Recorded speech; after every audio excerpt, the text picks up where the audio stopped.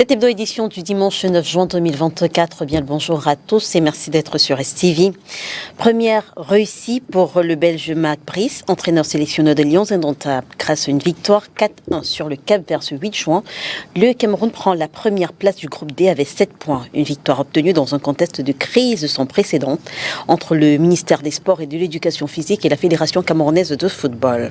Parlant de cette crise, beaucoup ont appelé à l'arbitrage du chef de l'État après les événements de dimanche dernier à l'hôtel Hilton. Les Lions Indomptables ont en effet été accueillis par les deux staffs techniques, MINSEP et FECAFOOT, quand on la pensait terminer cette bataille. Ce dimanche, cependant, nous interrogeons la médiation tentée par le Premier ministère, une médiation qui n'aura pas porté beaucoup de fruits. Pourquoi le Premier ministre, chef du gouvernement, n'est-il pas parvenu à éteindre ce feu? Et pour sortir de cette émission, on parlera de l'élection présidentielle à venir.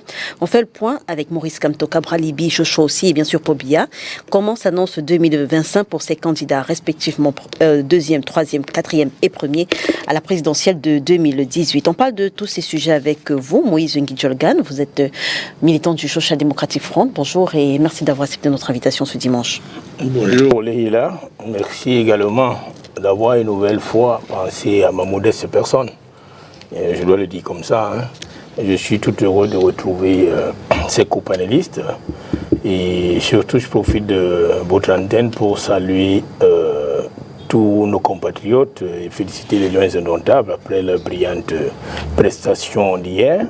Je voudrais également dire bonjour au l'amido de Ray Bouba, et à la camarade sénatrice Awa Madeleine, coordinatrice nationale des femmes sociales du SDF, et à toutes les femmes du SDF qui se mobiliseront certainement comme le 20 mai dernier pour que le 8 mars prochain, qu'il y ait davantage de femmes socialistes qui battent le pavé.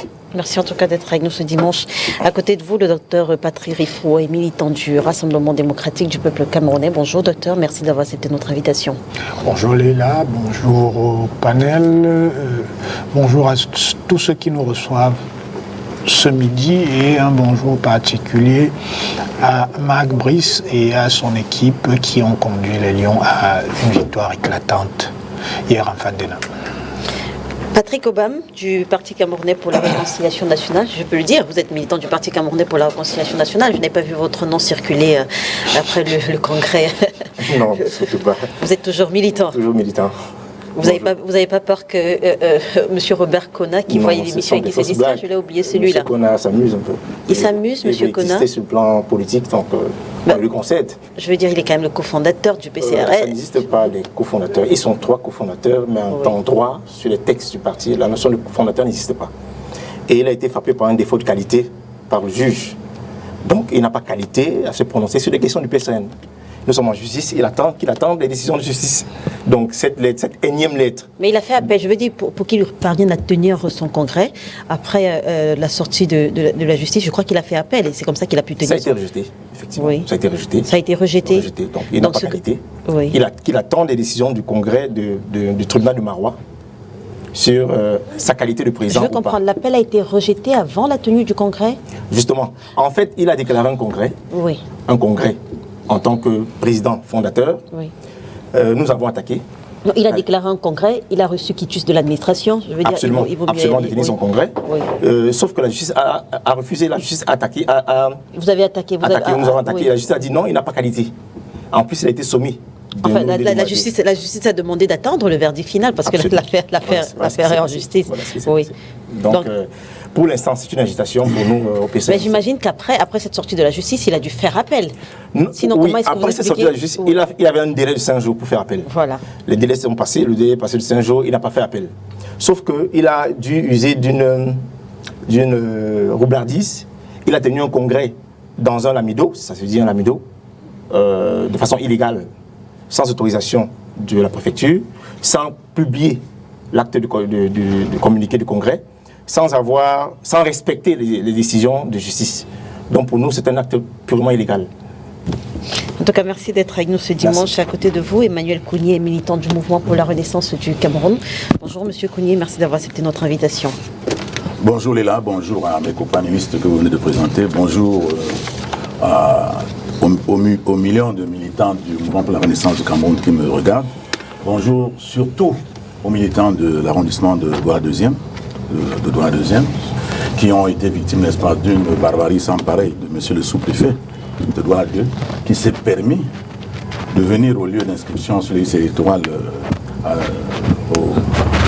Nouvelle pour intimer l'ordre à la représentante de l'ECAM, à l'agent ELECAM, de plier bagages et de partir sous prétexte. C'était quand? C'était dans cette semaine, en début de semaine. Et à l'heure où je vous parle, les inscriptions sont pratiquement arrêtées à Douala 2e. Non, quel est le motif que le sous-préfet de Douala 2e a avancé? Le sous-préfet, si vous voulez, je vous raconte un peu la scène. Il y a le fils de M. Lezonou qui est arrivé. Il a trouvé qu'il y avait des militants du MRC qui est en train de... Le fils de M. L'ancien maire de Douala 2e. D'accord. Qui est d'obédience RDPC. Très bien. Ouais, il a appelé le sous-préfet pour dire que les gars militants du MRC étaient en train de travailler en lieu et place de l'ECAM. Et quand il est arrivé, il a tout simplement demandé qu'on arrête tout. Et il a intimé l'ordre à la dame de plier bagages, de porter les affaires de l'ECAM et de s'en aller, sinon elle aura affaire à lui. Comment s'appelle la représentante de l'élection Cameroun qui était sur le terrain? Je ne sais pas, je n'ai pas son nom, mais ce que je vous dis, c'est de faire réel, puisque les inscriptions sont pratiquement arrêtées à Douala 2e du fait de monsieur le sous-préfet. Et je crois que nous avons saisi le régional de l'ECAM. Et qu'est-ce qu'il vous a dit? Il a dit d'attendre qu'il y aura une réunion le 12 et le 13. Pendant ce temps, on n'inscrit plus. 12 et le 13 mai. Le 12 et le 13 mai. Bon, fort heureusement... Le 12 et le 13 juin. Juin, oui. Ok. Donc, c'est une situation qui nous embête énormément. Parce que c'est un travail que nous sommes en train de faire. Parce qu'en réalité, il nous est reproché de venir avec les choisis, mais nous avons interdit à nos militants de venir avec les choisis sur le site. Donc, ils sont dans les quartiers. Et puisqu'ils ne peuvent pas sensibiliser les gens sans s'identifier. Et ils sont dans les quartiers, et quand ils disent aux gens, il est camé à tel endroit, allez vous inscrire, les gens sortent. Et c'est là-bas qu'on a trouvé, Central Bar, qu'on a trouvé le fils de Lezonou, qui s'est porté sur les lieux, et qui a appelé le sous-préfet, et qui lui a dit on ne sait pas quoi. Et le bon monsieur est arrivé, il a tout stoppé. Ce qui n'est pas de son ressort, parce qu'il est quand même un organe neutre. Nous avons fait la deuxième plateforme. On a bien dit que les autorités administratives n'ont rien à voir avec les camps. Alors ce monsieur qui vient stopper les inscriptions sur liste électorale, nous estimons que c'est un abus de pouvoir, et nous n'allons pas nous arrêter là, nous allons nous plaindre davantage, parce qu'on ne sait pas pour qui il se prend. Alors nous, rien à faire là. Les reporters de Spectrum Télévision, dès demain, feront le point avec Elections Cameroun pour savoir exactement ce qui s'est passé à Douala 2e. Incident majeur qui nous a amené à stopper les inscriptions électorales. Et pour savoir où est-ce qu'on en est avec les inscriptions justement à Douala 2e. Donc les reporters de Spectrum Télévision se rapprocheront d'Elections Cameroun dès demain lundi. Alors je le disais, première réussite pour le Belge Mac Brice, entraîneur sélectionneur des Lions Indomptables. Malgré les tensions persistantes autour de la sélection nationale, le Cameroun s'est imposé hier 4-1 face au Cap-Vert. Votre lecture de ce match, Patrick? Déjà, une victoire, c'est une victoire. Félicitations aux Lions Indomptables pour cette victoire. Il faut la saluer. Quand on sait ce qui se passait avant des batailles entre le MINSEP et l'Africa Foot, on avait bien peur que ces batailles, ces conflits, l'influence, l'état d'esprit des Lions Indomptables. Fort heureusement, ils ont pu braver cette tentation. Ils ont réussi à se mettre soudés autour de leurs supporters. Ils ont démontré qu'ils ne font pas de la politique. Ils sont là pour jouer. C'est l'occasion de féliciter tous les Camerounais qui se sont rendus au stade pour apporter leur soutien. Mais aussi c'est le lieu de féliciter le coach, il faut le dire, parce que pour un coup d'essai, ça a été bien. Mais très vite, on va se dire, on observe encore pour un coach. On n'évalue pas un coach, un sélectionneur sur un match, une victoire. Nous avons des matchs qui s'annoncent pour les jours à venir. On espère bien qu'ils vont maintenir la pression, maintenir le score. Et aussi, c'est le lieu de saluer tous ces joueurs-là qui étaient presque exclus du jeu par l'ancienne gestion des Lions Indomptables, qui sont revenus en charge et qui ont démontré qu'ils peuvent. Donc, de façon générale, nous pensons que les Lions ont marqué un point important. Il faut continuer. Il faut que la sérénité règne au sein des Lions. Mais il faut surtout rappeler que ce match a eu lieu aussi grâce au soutien, grâce au mot d'ordre de l'Africa Foot, puisque c'est l'Africa Foot qui est en quelque sorte responsable du football au Cameroun, il faut bien le dire. Elle avait des cartes à jouer, elle pouvait décider d'annuler le match, compte tenu du conflit avec le MINSEP. Elle pouvait décider de ne pas donner des accréditations, c'est son choix. Elle pouvait se déclarer incompétente auprès de la CAF en disant effectivement, je me sens sous pression, par exemple, je pense qu'on ne peut pas jouer ce match. Donc elle a réussi à faire preuve de hauteur. Je parle de l'Africa Foot et son dirigeant, bien sûr, le président de l'Africa Foot, elle a fait preuve de hauteur en se disant, c'est le Cameroun d'abord. C'est d'abord le Cameroun, c'est le football qui va primer, ce que nous saluons. ce que nous saluons. C'est le lieu de dire, comme a dit son Excellence Roger Mila, qu'on laisse la FECAFOOT faire son travail. Qu'elle fasse son travail, puisque c'est elle qui rencontre pour l'instant. J'ai envie de vous dire que vous avez salué tout à l'heure le retour de certains anciens qui avaient été mis de côté par l'ancienne gestion des Lions Indomptables. Mais si on avait laissé la Fédération camerounaise de football faire son travail, est-ce qu'on aurait eu ce retour-là? Je parle notamment des joueurs comme Ngadeu ou même encore Choupo-Moting. Bon, Onana, il était là déjà la dernière fois. Rien n'indique qu'il n'aurait pas joué. Rien n'indique. Qui n'aurait pas été appelé. Rien n'indique qu'il n'aurait pas été appelé. Nous sommes satisfaits de ce qui s'est passé. Ils ont été appelés, ils ont joué, ils ont démontré qu'ils pouvaient. C'est ce que nous saluons.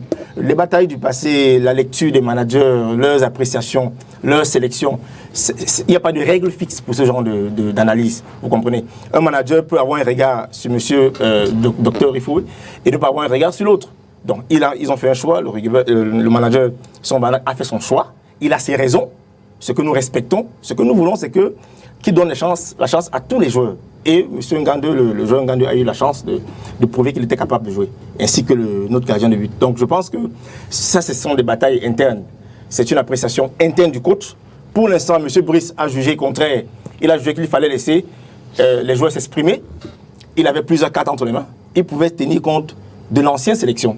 Il s'est dit, ok, je mettrai ces joueurs, là il faut les mettre, avec la confiance du coach. Je pense que les joueurs ont démontré qu'ils peuvent mieux faire. Pour moi, c'est ça l'essentiel. L'essentiel, c'est que les joueurs ont prouvé, tous les joueurs ont prouvé, ils ont mouillé le maillot, ils étaient unis, et nous espérons qu'ils vont continuer dans ce sens-là. Emmanuel Kouni, votre commentaire sur la prestation des Lions hier, qui ont réussi, M. Obam le disait, à se mettre, à transcender les problèmes, la bataille entre la Fédération camerounaise de football et le ministère des Sports et de l'Éducation physique.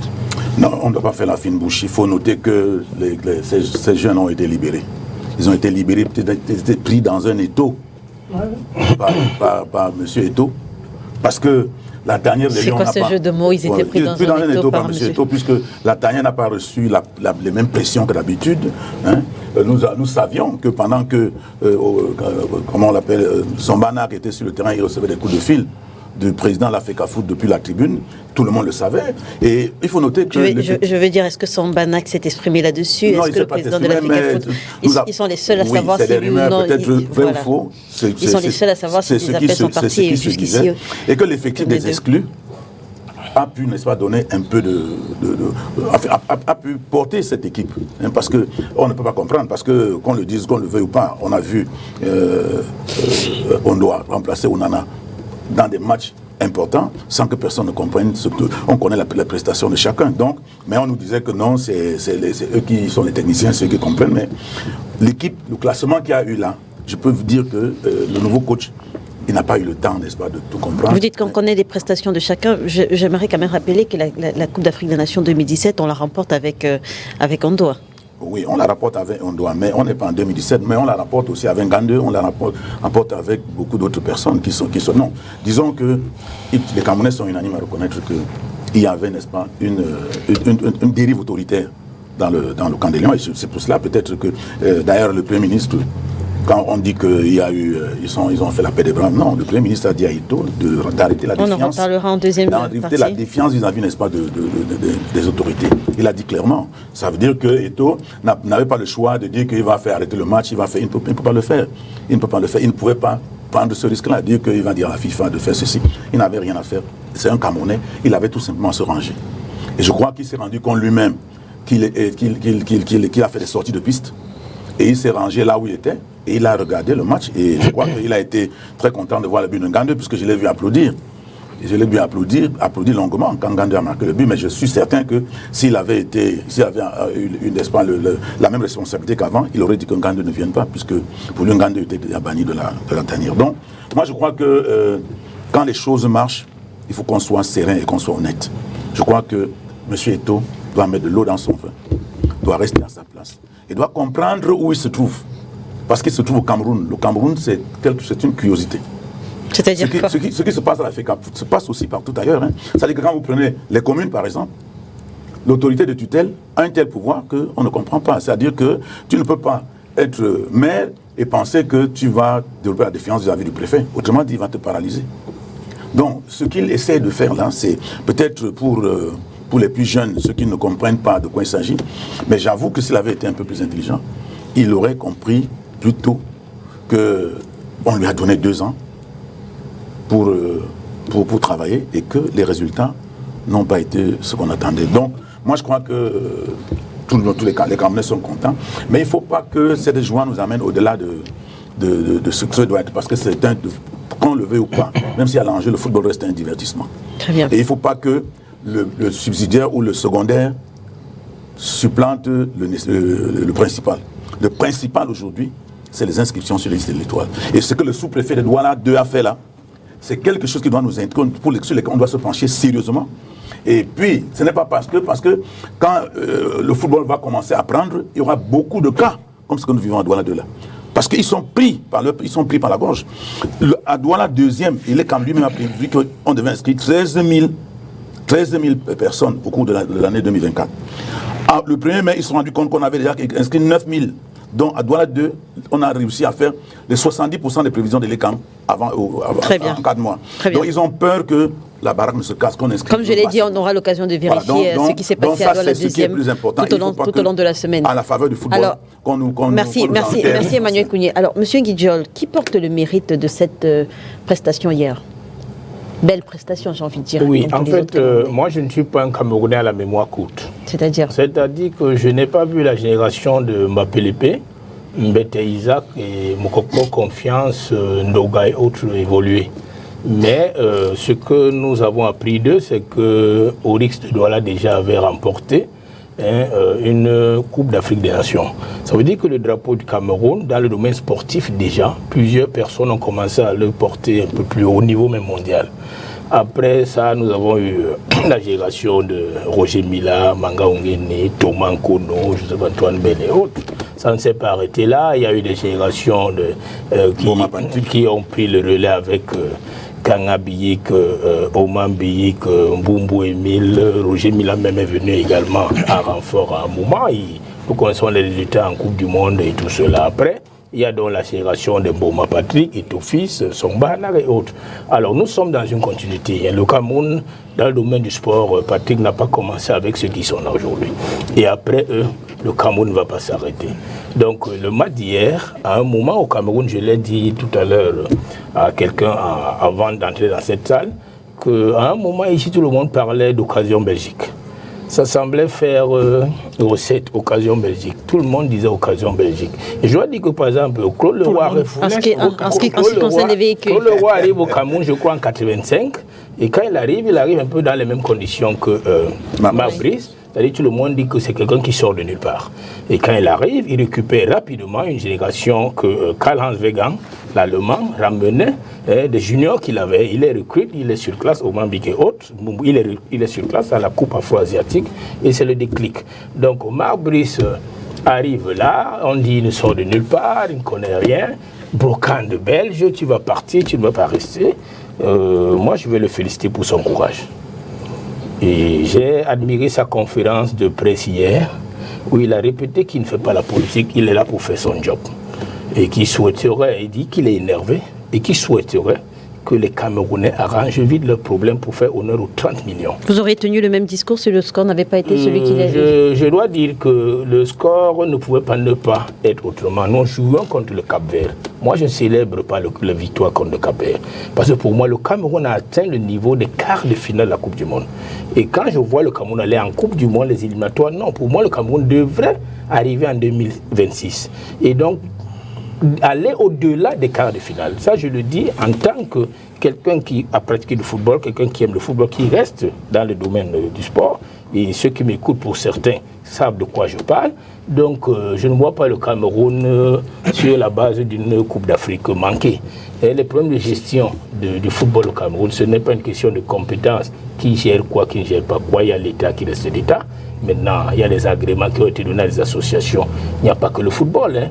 Maintenant, qu'est-ce qu'ils vont faire là-bas, ça les regarde peut-être tout à l'heure, Minsep, Fikafoud et autres, on en reparlera. Mais pour ce qui est du match d'hier, je salue ceux qui, sur le plan technique, font le travail. C'est-à-dire les entraîneurs qui ont travaillé avec les joueurs qui hier nous ont donné le résultat que nous avons eu. 4 buts, ça faisait longtemps. Et maintenant, nous avons dans 2 jours ou 3 jours, Mardi. 2 jours, je crois. Mardi. Nous avons le match contre l'Angola. C'est la même sérénité. C'est un vœu. Bon, la vérité n'est pas sur les réseaux sociaux, mais nous voyons tout ce qu'il y a sur les réseaux sociaux, des lettres qui vont de part et d'autre. Mon message, c'est à l'endroit de ce groupe, ces joueurs et leur staff qui travaillent au quotidien sur les schémas tactiques à faire pour nous assurer une autre victoire au soir du 11 à Luanda. Après cela, faites ce que vous voulez avec Rifo, il parlera tout à l'heure certainement qu'il ne va pas te louper. Mais pour moi, pour le match hier, je suis content de cette victoire. Je félicite les enfants qui ont joué. Je les encourage à continuer dans cette logique et à nous assurer davantage de victoires comme leurs prédécesseurs. Alors, Patrick Foé, Dr Patrick Foé, vous nous avez dit tout à l'heure que vous étiez justement au stade hier. C'était quoi l'ambiance? Écoutez, je pense que beaucoup de gens ne souhaitaient pas aller au stade en raison du climat qui régnait autour de l'équipe nationale. Et il me semble que certains ont dû regretter de n'avoir pas fait le déplacement parce que l'ambiance était plutôt bon enfant. Et ce que moi j'ai vu, c'est un peuple uni derrière son équipe nationale. Oui. Vous savez, depuis un certain nombre d'années, Emmanuel est là. En 2000, lors de la dernière CAN, un de ses cadres rappelait qu'eux, ils avaient prié pour que les Lions perdent. Je peux vous garantir que hier, même les MRCistes priaient pour que les Lions gagnent. Moi, j'ai vu le match avec des militants du MRC et on a tous vibré à l'unisson. Et moi, ça m'a fait quelque chose de particulier parce que récemment, les Lions étaient devenus... C'est une petite entente, c'est une petite parenthèse. Je veux dire, cet amour parfait, cette union sacrée entre le MRC et le RDPC, pourquoi on ne retrouve ça que lorsqu'il s'agit de Samuel Eto'o et... Non, il ne s'agit pas de Samuel Eto'o. Il s'agit des Lions indomptables. Et les Lions indomptables appartiennent à l'État du Cameroun. Pourquoi au gouvernement. Pourquoi à l'époque de Rigobert Song-Bahanac, cette entente, cet amour parfait entre le MRC et le RDPC n'était pas visible autour des Lions indomptables? Je vais peut-être y arriver tout à l'heure. Oui. Je voudrais d'abord rester sur l'ambiance dans le match et parler de ce que j'ai vu. Et pour dire que là, on a eu une véritable osmose, il n'y a plus de chapelle politique, tout le monde soutenait et tout le monde... Bon, quand je dis tout le monde, c'est un gros mot. Il y en a qui priaient ardemment pour que les Lions ne gagnent pas, mais Dieu merci, les Lions ont gagné. Dieu vous l'a dit qu'il y a des gens, qu'il a reçu des prières de certaines personnes. Non, mais écoutez, on a tous vu le courrier qui a été servi aux Lions indomptables et qui a été envoyé à tous les clubs. Mais quand vous envoyez un courrier comme ça, un soir de victoire, ce que ça indique, c'est qu'en réalité, vous étiez en train de rire jaune quand les autres célébraient la victoire. Non, vous n'étiez pas content. Ça, il ne faut pas se mentir. Donc, il y en a qui n'étaient pas contents et qui auraient souhaité que les Lions ne gagnent pas. Mais la grande majorité du peuple camerounais était derrière son équipe. Et ce que moi j'ai vu, c'est une sérénité qu'on a rarement vue chez ces gars-là durant la rencontre.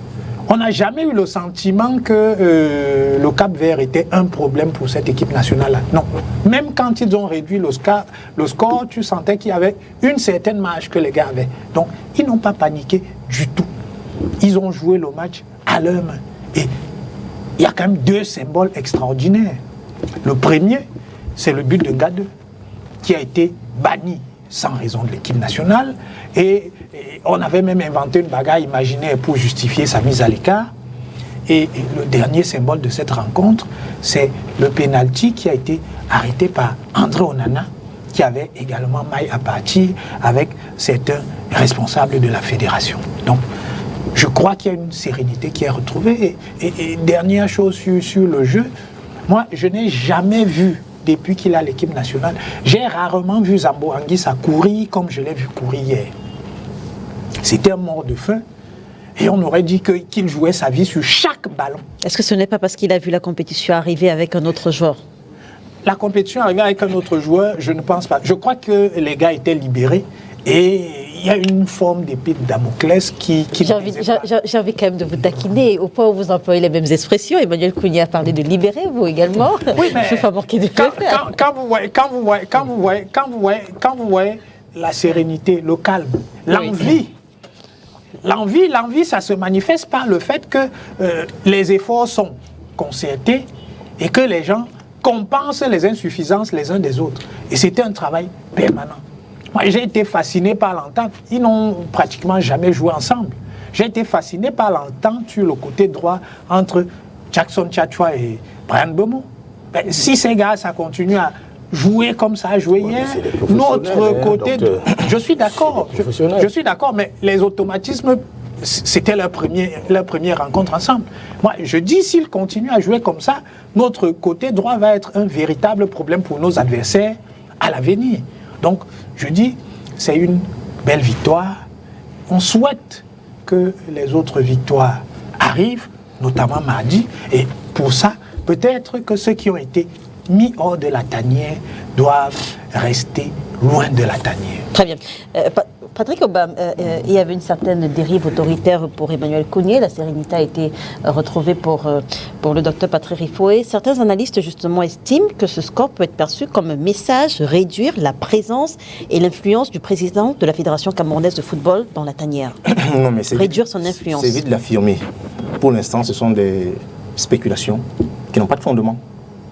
Monsieur Eto'o-Fils a été footballeur de haut niveau.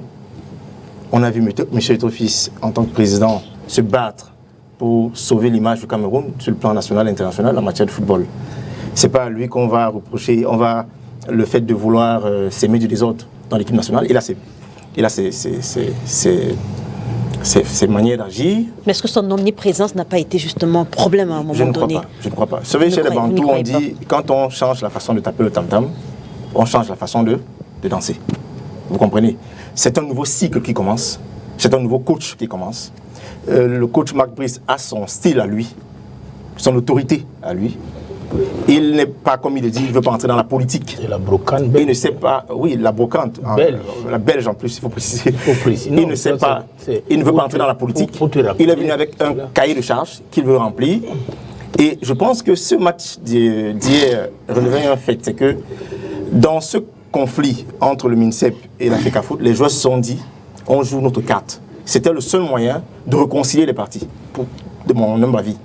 L'objectif a été atteint. Si nous perdons ce match, au vu de la sortie de la FECAFOOT hier soir, oui, déjà, les parties ont été réconciliées. C'est ce que vous pensez? On a vu quand même les parties se réconcilier, se saluer mutuellement, s'embrasser après les victoires, les buts de Ngande, les deux buts du coach. On a vu les Je ne sais pas si vous parlez de la première vidéo lorsque le président de la Fédération camerounaise est arrivé, le MINSEP et l'UN ne se sont pas serrés la main. Je ne sais pas si c'est de cette vidéo. Non, ce qui s'est passé, c'est qu'en fait, par respect à l'autorité administrative, on ne serre pas la main à son supérieur. On ne tend pas la main, ouais. Donc ce qu'il a fait, c'est qu'il s'est prosterné, il a fait révérence, et ceux qui ont voulu tendre la main, il a tendu la main. C'est ce qui s'est passé avec le MINSEP. Je crois que c'est un des ministres, le ministre de l'enseignement secondaire, qui a tendu la main. Supérieur, je veux dire, qui a tendu la main, il a réagi. Donc je veux dire que nous ne voyons pas ça dans ce sens-là. M. Eto'o-Fils est footballeur. Il est footballeur professionnel. Il peut avoir des malfaçons, il peut être excessif dans sa façon d'agir, il peut se tromper comme tout être humain, mais il a des motivations qui tendent à donner au football, n'est-ce pas, une autre image. Et du coup, ces motivations pardonnent... Mais non. Est-ce qu'il établit que sa présence excessive dérangeait l'équipe nationale? Est-ce qu'il y a des faits tangibles qui démontrent que c'est lui le problème? Je n'en sais absolument rien. Il se dit beaucoup de choses sur la toile. Ce que je sais, c'est que j'ai vu un président en joie au stade. Et vous savez, aujourd'hui, on s'éduque à travers les réseaux sociaux. Mais c'est quoi la vérité, en fait? Mais de qui parle Patrick Riffoé quand il dit que certaines personnes priaient pour une... Monsieur, je crois que le docteur est dans le secret de Dieu. Oui. Dire que les gens sont arrivés au stade et se sont arborés les maillots comme il le fait actuellement. Et qu'il priait. Je ne suis pas dans les secrets de Dieu. On a tous lu le courrier infâme, ignoble. Avant ou après? Ignominieux. Après. Ça dit bien l'état d'esprit dans lequel vous étiez pendant que les Lions remportaient cette rencontre. Vous pensez que c'est sérieux pour un Camerounais qui aime ce pays, qui aime les Lions indomptables, de faire chanter les joueurs? Juste. Mais est-ce qu'il n'était pas également, de rappeler, Je suis désolé. Patrick, mais est-ce qu'il n'était pas également important de faire ce rappel? Ce rappel était très important aux joueurs. Non. Je veux dire, c'est la FECAFOOT qui prend l'engagement d'écrire au club. Je suis désolé. Et donc, qui est responsable de ces joueurs. Je suis désolé, et c'est un précédent. C'est-à-dire qu'il y avait déjà eu cela avec André Onana. Et ton fils a lui-même été un joueur orageux, ombrageux quand il était à l'équipe nationale. Aucun exécutif n'a jamais écrit à son club. Mais avec lui, ce sont les menaces, ce sont les fatwas. Et quand vous n'êtes pas d'accord, il faut qu'on vous excommunie.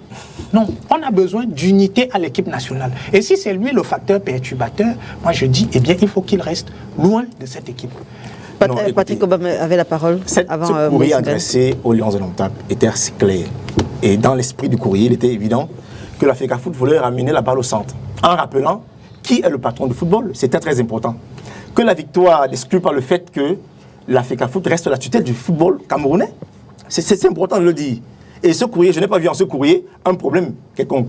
La victoire est la victoire des Lions indomptables, c'est la victoire du Cameroun. Vraiment, ce qui se passe derrière, les ont dit, ceux qui priaient, je n'imagine pas un Camerounais aboyer le maillot des Lions indomptables, payer son ticket d'entrée, aller au stade, ok, et prier pour que le Cameroun échoue. Bon? Non, je ne crois pas. Je crois qu'il y a des tendances. Vous êtes très naïf. J'ai une réaction. Oui, permettez-moi de chuter. Je pense qu'il y a eu des tendances. Vous comprenez? Il y a des camps qui s'affrontent et on peut imaginer des choses. Mais je pense que la victoire d'hier est un point de plus. Pour moi, voilà l'essentiel. C'est un point de plus qui nous permet d'aller vers l'avant, préparer le prochain match. Et je pense que le prochain match, au regard des performances de nos Lions indomptables, ce prochain match, les Camerounais seront beaucoup plus unis et soudés autour de eux. Maintenant, les clivages de gauche, qui est églisien, qui est je ne sais pas quoi, ce n'est pas ce qui est intéressant. Monsieur Eto'o-Fils... Donc on retient que vous n'avez aucun problème à ce que le président de la Fédération camerounaise soit omniprésent dans la tanière. Omniprésent, je ne sais pas à quel degré il est omniprésent. Il est partout. À quel pourcentage? Je ne sais pas. S'il y a un moyen d'évaluer le degré de sa présence, de sa nuisance. Okay. Ce que je sais, c'est que, pour l'instant, il est fier de la victoire. Je sais qu'il a permis que le match se joue. Okay. Je l'ai vu embrasser les officiels, le Premier ministre et les autres. Et je pense que je n'ai pas vu l'image où il embrassait les joueurs. J'espère que maintenant, ils vont se mettre ensemble en se disant, écoutez, on a une première victoire pour l'intérêt du Cameroun, pour l'intérêt du football. Allons vers la seconde victoire. Et je suis en disant que c'est dans l'unité, c'est dans le travail que l'unité se crée. Vous comprenez? C'est quand on est ensemble dans un combat commun, pour les mêmes objectifs, que l'unité se crée. S'il n'y avait pas de football, s'il n'y avait pas de match, il n'y aurait peut-être pas d'unité. Très bien. Moïse? Oui, ma réaction, c'est un constat. C'est-à-dire, vous voulez qu'on fasse le débrief du match d'hier, de la rencontre d'hier. Je le dis encore, une rencontre qui va rentrer également, comme plusieurs autres, dans les annales de l'histoire du football Cameroun. Mais c'est que certains de mes copanélistes ici nous amènent vers des problèmes extrasportifs, vers des personnes. Nous ne sommes pas là pour parler des individus. Nous voulons parler de football. Le match d'hier, nous l'avons regardé. Ceux qui jouent sur le stade, c'est les enfants qui jouent sur le stade. C'est les enfants. La préparation de ce match, avec tout ce que nous voyons sur la toile et tout ce que nous revient ici et là, a été entaché de beaucoup de bagarres. Beaucoup de bagarres. Et cela rentrait dans le cadre de la préparation de 2 matchs, pas un seul. C'est-à-dire qu'il y a eu un programme. Mais il devrait quand même avoir des enseignements à tirer de ça. Il y a un programme que le staff, notamment Marc Brice et ses collaborateurs ont mis en place pour les 2 matchs. Parce qu'il n'y a pas de temps de récupération et tout, et ça s'enchaîne. Je ne sais pas s'ils sont partis ou s'ils partent aujourd'hui. Voilà, et que déjà il y a une querelle. Hein. La querelle, la lettre que nous avons là, c'est une querelle au niveau de l'avion. C'est la querelle au niveau de l'avion, M. Obama. Qui a affrété l'avion? Voilà le problème. Mais c'est que sur le sol camerounais, vous n'allez pas faire voler un avion sans l'avis de l'État. Voilà la querelle. Hein. Et puis ce n'est pas de ça que nous voulons parler, c'est un autre match. Le match d'hier, félicitons les enfants, félicitons-les tous, félicitons le coach qui les a sélectionnés, parce que tout part de là. S'il avait sélectionné les mauvais, on aurait eu un mauvais résultat. Il a essayé, peut-être c'est pas tous, mais il devait avoir un groupe. Il a tablé sur 31, je crois. Il y a Castelletto qui, on nous annonce, s'est blessé. Et il n'a même pas voulu le remplacer, il reste 30, il est en train de travailler avec les 30. J'espère que peut-être en Angola, je l'ai entendu hier, il a une autre vision, peut-être c'est d'autres figures que nous verrons sur le stade de demain, peut-être pas le même 11 entrants, mais fixons les enfants. Devons-nous dire quoi de Carlos Baleba, qui arrive à sa première sélection, en équipe, à sa première convocation, et directement avec sa première sélection, on a vu le match. Le jeune Tchatchoua, c'est lui dans le couloir droit qui fait sa première apparition, mais déjà nous avons vu qu'il a la volonté d'y aller pour parler comme chez nous. Le hymne étant réclamé, nous avons vu les enfants hier manifester cet esprit de gagne. C'est ça que moi je veux retenir. Je veux retenir cela, et je l'ai dit, la Brocane belge également doit se satisfaire de ce qu'à son premier match hier, il a eu le résultat qu'il a eu. Maintenant, attendons de le juger davantage sur les prochaines rencontres. À l'issue de ce match, ce qu'on retient, c'est qu'il y a comme une volonté de remettre de l'ordre dans le football. Et les gens font référence au discours du président de la République le 10 février dernier. Oui, il a dit, mais cela ne va pas se faire seulement par le ministère. Il faudrait que toutes les parties se mettent autour de la table et le faire. Ce que je regrette dans tout cela, c'est mon sentiment personnel, c'est que quelle est cette administration où les correspondants sont sur les réseaux sociaux? Ça vise quoi? Toutes ces lettres qui sont envoyées sur les réseaux sociaux, ça vise quoi? Ça vise à galvaniser le peuple, à préparer le peuple à quoi? À quoi ça vise? Je ne veux pas sortir le terme qui s'ensuit, il faut être mieux placé pour le dire. Ça vise à quoi? Les Lions indomptables, nous avons besoin de sérénité, de calme autour de cette équipe, et nous voulons les victoires. On sort de ce sujet. On sort de ce débrief du match avec vous. Oui. Est-ce qu'il y a des joueurs en particulier qui ont retenu votre attention, qui se sont démarqués selon vous, et qu'est-ce qu'on retient? Quels sont les enseignements de cette première sortie de Mac Brice? Oui, mais les plus jeunes, hein, quand on voit Baleba, c'est un gars de 20 ans, je crois qu'il a joué à la Cité des Palmiers avec les tout petits. Bon, je ne savais même pas qu'il était déjà grand. J'ai été surpris de voir que c'est lui qui est au stade, c'est quand même extraordinaire. Il y a Tchatchoua, que je ne connais pas, mais qui a été très brillant sur le terrain. Et il y a aussi les anciens, comme on disait, notre milieu de terrain, le capitaine, qui, curieusement, a été tout différent de ce qu'il a été depuis plusieurs matchs. Bon, donc ça, c'est très intéressant. Mais ce que je voudrais dire, c'est que cette affaire de correspondance me dérange un peu. Parce que quand la FECAFOOT fait ce qu'elle fait là, vous sentez des gens qui se sentent excentrés, qui sont en train de, je ne sais pas, de faire des choses comme s'ils veulent revenir, n'est-ce pas, sur la scène par effraction. Et moi, je trouve qu'il n'avait rien à dire. Il n'avait rien à dire là. Le match est gagné, il n'y a pas de commentaire. Tout ce qu'on va dire, c'est félicitations. Mais tout ce commentaire-là, c'est pour faire quoi? Vous sentez vraiment des gens qui se sentent, comme je disais, excentrés et qui sont en train de batailler pour revenir vers le centre. Et ça me dérange. Ça me dérange aussi l'attitude du ministre, qui après, je l'ai vu dans une vidéo en train de dire Massao, premier Camerounais Massao, premier Camerounais Paul Biya Massao, premier footballeur camerounais Paul Biya Massao, et puis les gens applaudissent. C'est pas Paul Biya qui joue. Il faudrait qu'on comprenne que c'est ce type de récupération qui est embêtant. Parce qu'il y a des gens qui pensent que chaque fois qu'il y a quelque chose d'intéressant pour le Cameroun, ça appartient au RDPC.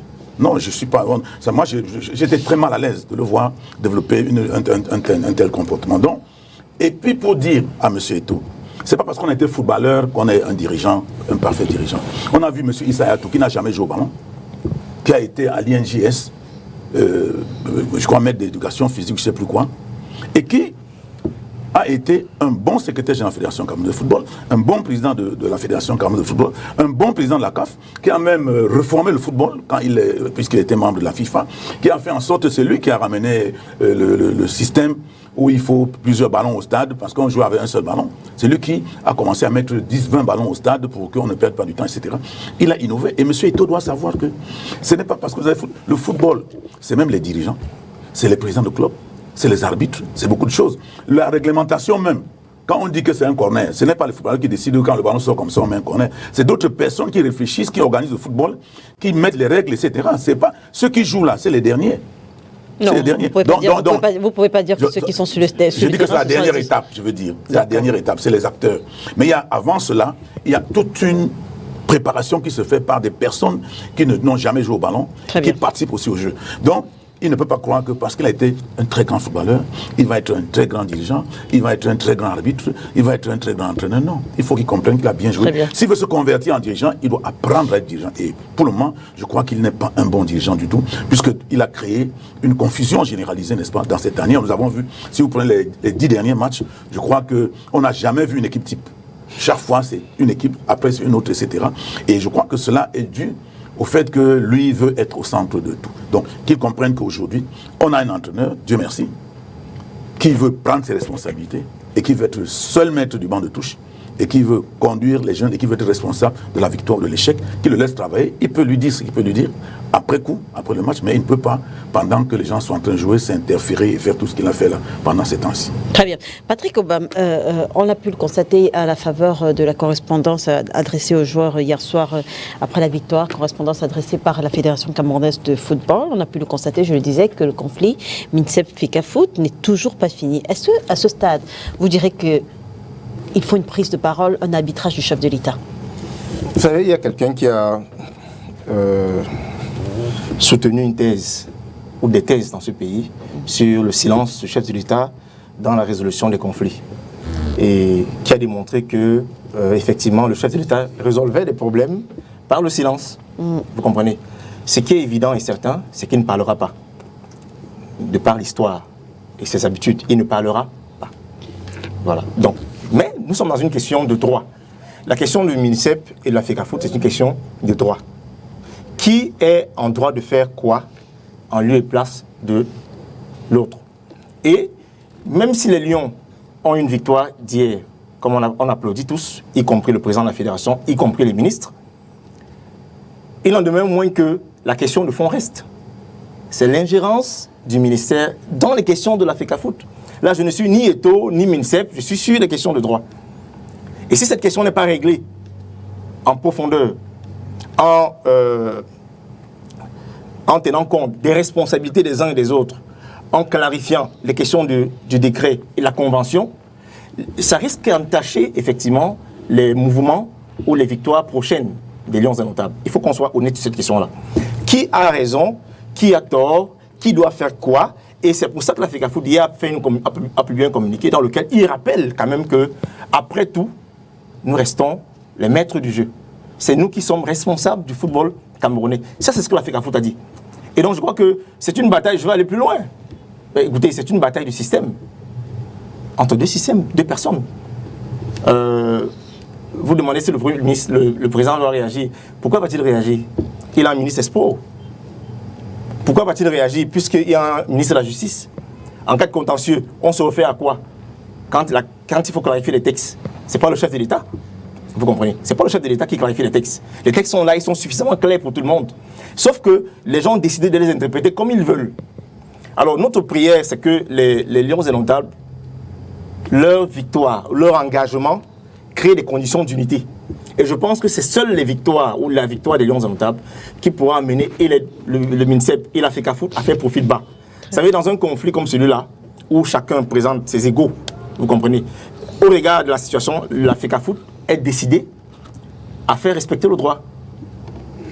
Le MINSEP, d'un côté, est décidé à faire régner l'ordre, dit-il, l'ordre de l'État.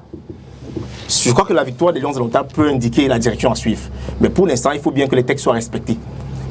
La victoire des Lions indomptables devrait indiquer la direction. Devrait, oui, puisque... Et quelle serait cette direction à suivre? Cette direction, c'est d'abord l'unité. Vous savez, quand il y a une bataille entre deux parties, je prends un cas, quand les enfants à la maison ont des bonnes notes et que papa et maman se discutent, qu'est-ce qui se passe? On se retrouve autour des notes, on dit, ok, quand même, on a dépensé pour les enfants. Après tout, il y a eu de bonnes notes, ils ont passé les examens, ainsi de suite. Et ça peut créer des conditions d'unité, comme ce qu'on a vu hier. Ce que nous souhaitons, c'est que les Camerounais se mettent derrière les Lions indomptables, qu'ils gagnent encore ce match. Vous allez vous rendre compte que les deux parties vont faire des concessions de part et d'autre et on pourra aboutir à un jeu. Très bien. Mais ça n'exclut pas le fait, et je le dis toujours, je le dis encore, ça n'exclut pas le fait que la Fédération camerounaise de football reste la seule habilitée à gérer les questions de football. Moïse Ngan, un arbitrage, une prise de parole, une sortie du chef de l'État nécessaire ou alors on peut s'en passer? Non, là, quand j'écoute M. Obama, je l'écoute. Il est ferme, il dit reste la seule. Non. La question, entre guillemets, ce qu'on veut présenter comme étant un phénomène, MINSEP-FECAFOOT, qui est un conflit qui n'en est déjà pas un, c'est simplement la résultante des hautes instructions. D'accord? Les hautes instructions n'ont rien à voir avec le ballon. Le football, le ballon dans lequel les enfants tapent et que regardent. Non, c'est une question des hautes instructions. Et il faut remonter à l'histoire pour comprendre ce que c'est. C'est un mode de gouvernance arrêté par le président de la République, M. Biya, et même, je crois, avant. Parce qu'il faut redire, le président Biya, c'est un haut fonctionnaire depuis toujours et qui a même été secrétaire général de la présidence de la République. Donc même bien avant qu'il n'accède à la magistrature suprême, il a bénéficié des hautes instructions. Et là, il avait un président de la République, Père Son Amadou Ahidjo, qui était un peu plus jeune, un peu alerte encore, et qui pouvait suivre pour s'assurer que ces instructions sont gouvernées. Parce que la réalité, c'est que les hautes instructions de part d'administration, l'organisation d'administration de notre pays, ne passe que par le secrétaire général de la présidence de la République. Elle devrait passer par là. Bon, mais quand elle prend 1001 contours, le cabinet civil, le ministère de la Justice, ça va ici, ça va là-bas, ça passe par ceci, et maintenant c'est le président d'une fédération. Moi, les noms, ça me fait peur, je dois le dire. Ça passe par le président, parce qu'après l'AFECAFOOT, ça va être le président de handball, ça va être le président de je sais quoi, ou bien tel autre qui va vous dire, moi j'ai des instructions, et puis ça ne va pas s'arrêter au football. Et c'est là la peur du gouvernement. Après le football, les autres partis, les partis politiques ont des problèmes avec celui qui en a su la tutelle. Vous le savez, que ça risque d'embraser le pays. Donc maintenant, il faut faire attention. Donc, c'est une question de la gestion des autres instructions. Et pour comprendre les décisions qui amènent le président à donner les instructions ou les orientations, il faut questionner qui donne les informations au président. Et quelles informations est-ce qu'on lui donne? Ceux qui lui donnent des informations aujourd'hui, M. Biya qui est président de la République, est-ce qu'on lui donne la bonne information? Aujourd'hui, M. Biya est diminué par le poids de l'âge. Ça, il faut le reconnaître. Et je regarde la télévision là, s'il m'écoute, il doit le reconnaître. 91 ans, mon père est fatigué. Alors, quand il avait 50 ans au moins après le pouvoir, il donne des instructions à son secrétaire général. Les secrétaires généraux ont toujours la délégation. Ils ont même la délégation de signature. Mais seulement, comment s'en servent-ils? Aujourd'hui, les uns et les autres veulent surfer sur la fatigue, entre guillemets, du président pour vouloir faire une question de hautes instructions. Et les hautes instructions, celles qui concernent par exemple la querelle actuelle, qui n'est pas nouvelle, mais seulement qui s'amplifie, c'est avec le discours du 10 février dernier. Effectivement, vous n'entendrez plus le président de la République parler, mais est-ce que quand il a dit, qu'est-ce que le Premier ministre a fait, lui qui est le chef du gouvernement, qui est supposé être, je dois le dire, le chef du gouvernement, parce que dans ta formulation de ta thématique, tu as demandé le Premier ministre, il est où? Mais le Premier ministre ne me demandait pas où il est. J'imagine qu'il est chez lui, tranquille, en ce moment, parce que hier, on l'a vu au stade, et il a embrassé tout le monde, il a salué tout le monde, après il est reparti chez lui, tranquille. C'est de ça qu'il est question. Et le football se joue. Qui va autoriser ou qui ne va pas autoriser? La question n'est pas celle-là, M. Obama. La question n'est pas celle-là. La question du football au Cameroun n'est pas seulement l'équipe nationale. Comme il a dit, eux, ils revendiquent la paternité de l'équipe. Ils disent c'est leur patrimoine, c'est le patrimoine de l'État. Les autres disent ça rentre dans ce que c'est, nous avons l'exclusivité des compétences. Alors que le football est un peu plus... Laisse-moi parler un peu plus. Oui, allez-y. Il faut regarder ça et se rappeler. Vous êtes journaliste, allez vous renseigner. Le Social Democratic Front, par la voix de la sénatrice Awa Madeleine, très jeune sénatrice, déjà en 2015, interpellait le gouvernement dans le jeu des questions-réponses à l'Assemblée, au Sénat à l'époque, et avait posé la question au Premier ministre de l'alors qui était M. Yan Filémon. Alors les hautes instructions, tout le monde se revendique des hautes instructions. Est-ce que ce ne sont pas les hautes instructions qui organisent le détournement de fonds publics? Parce que le président donne des hautes instructions à tel, en donne à tel autre, en donne à tel autre, mais seulement ce qu'on voit, c'est que ces instructions conduisent toutes les personnes qui se réclament de hautes instructions à la prison. Et nous avons tous les secrétaires généraux, entre guillemets, pour la plupart, qui sont à la prison pour être impliqués dans les affaires de détournement. Qui a donc les vraies hautes instructions? Qu'est-ce qui peut expliquer que le président donne des instructions, que les 1001 chantiers qu'il y a dehors, ne soit pas réalisé? Qu'est-ce qui fait que le plan de gestion et que la lutte contre la pauvreté n'avance pas, bien au contraire que la pauvreté s'accélère? Qu'est-ce qui fait que la santé au Cameroun, que le Cameroun n'ait pas accès à la santé? Qu'est-ce qui fait que les instructions que le président donne tous les jours ne permettent pas que les Camerounais aient droit à l'eau? Ces instructions que le président donne, pourquoi les Camerounais n'ont pas droit à l'électricité? Quelles instructions le président donne? Et maintenant, pour votre football, lesquelles sont vraies? Celles dont se réclame, se revendique le ministre des Sports, ou alors celles que le président de la fédération, après plusieurs jours, transmet au président de la fédération comme quoi qui viendrait de je sais quel couloir. Non, ce n'est pas là le problème. Vous terminez? Le problème, oui, je vais chuter par là. Le problème, c'est qu'il y a cacophonie au niveau du gouvernement. Et donc, monsieur le Premier ministre lui-même, à qui les ministres peuvent dire vous me parlez du Premier ministre, il est nommé comme moi par le président de la République. Et nous recevons nos directives du président. Quand le président était le président, dès qu'il donnait une instruction, le secrétaire général la transmettait, aucun ministre ne pouvait attendre 2 secondes sans s'exécuter. Sauf qu'aujourd'hui, deux fois, ils disent le président, même ces jours-ci, on nous a même dit qu'il n'est pas en santé, ou bien il a donné des instructions laquelle tout le monde s'en fout. Le secrétaire général de la présidence a transmis par correspondance écrite au ministre d'État, son collègue ministre d'État, ministre de la Justice, gardé des Sceaux, une instruction relative à Tanganakuna. N'est-ce pas? Il était question de quoi? De lever, de libérer ses comptes, mais le ministre de la Justice ne s'est pas exécuté. Ça veut dire que ce qui arrive là n'a pas commencé avec la situation du football. C'est quelque chose d'assez qui en ce moment est en train de se généraliser et qui risque de nous conduire à quelque chose de regrettable. Et il faudrait donc très rapidement que M.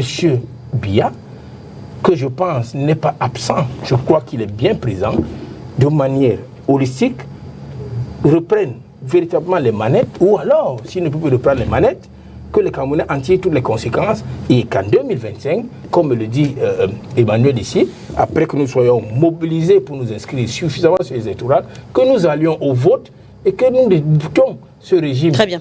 Emmanuel Kounié. Du RDPC finalement, au lieu de nous attarder sur les querelles, de chiffonner avec un sous-préfet de Douala deuxième, non. Alors, ils ont l'habitude, mais ça ne suffit pas. Merci, Monsieur Ngane. Continuons à être moralement forts pour faire des inscriptions. Monsieur Ngane a justement parlé d'une cacophonie au niveau du gouvernement. Oui. Moi, j'ai envie d'interroger justement le rôle du Premier ministre. Pourquoi il ne parvient pas à éteindre ce feu? Je veux dire, et même, qu'est-ce qui justifie que les Camerounais l'oublient carrément dans ce conflit? Beaucoup ont appelé à l'arbitrage du chef de l'État. Pourtant, il y a un Premier ministre dans ce gouvernement. Oui, il y a un Premier ministre. Le Premier ministre et le chef de l'État, c'est un tandem, c'est un ticket. Donc, ils doivent travailler en harmonie. C'est-à-dire que la position que le Premier ministre doit prendre doit être celle du chef de l'État. Et moi, il a parlé du silence du président de la République tout à l'heure. Et c'est bien ça le vrai problème. Je veux dire, on est prompt à interpeller le chef de l'État. Pourtant, avant d'arriver au chef de l'État, on a un Premier ministre qui doit coordonner l'action gouvernementale.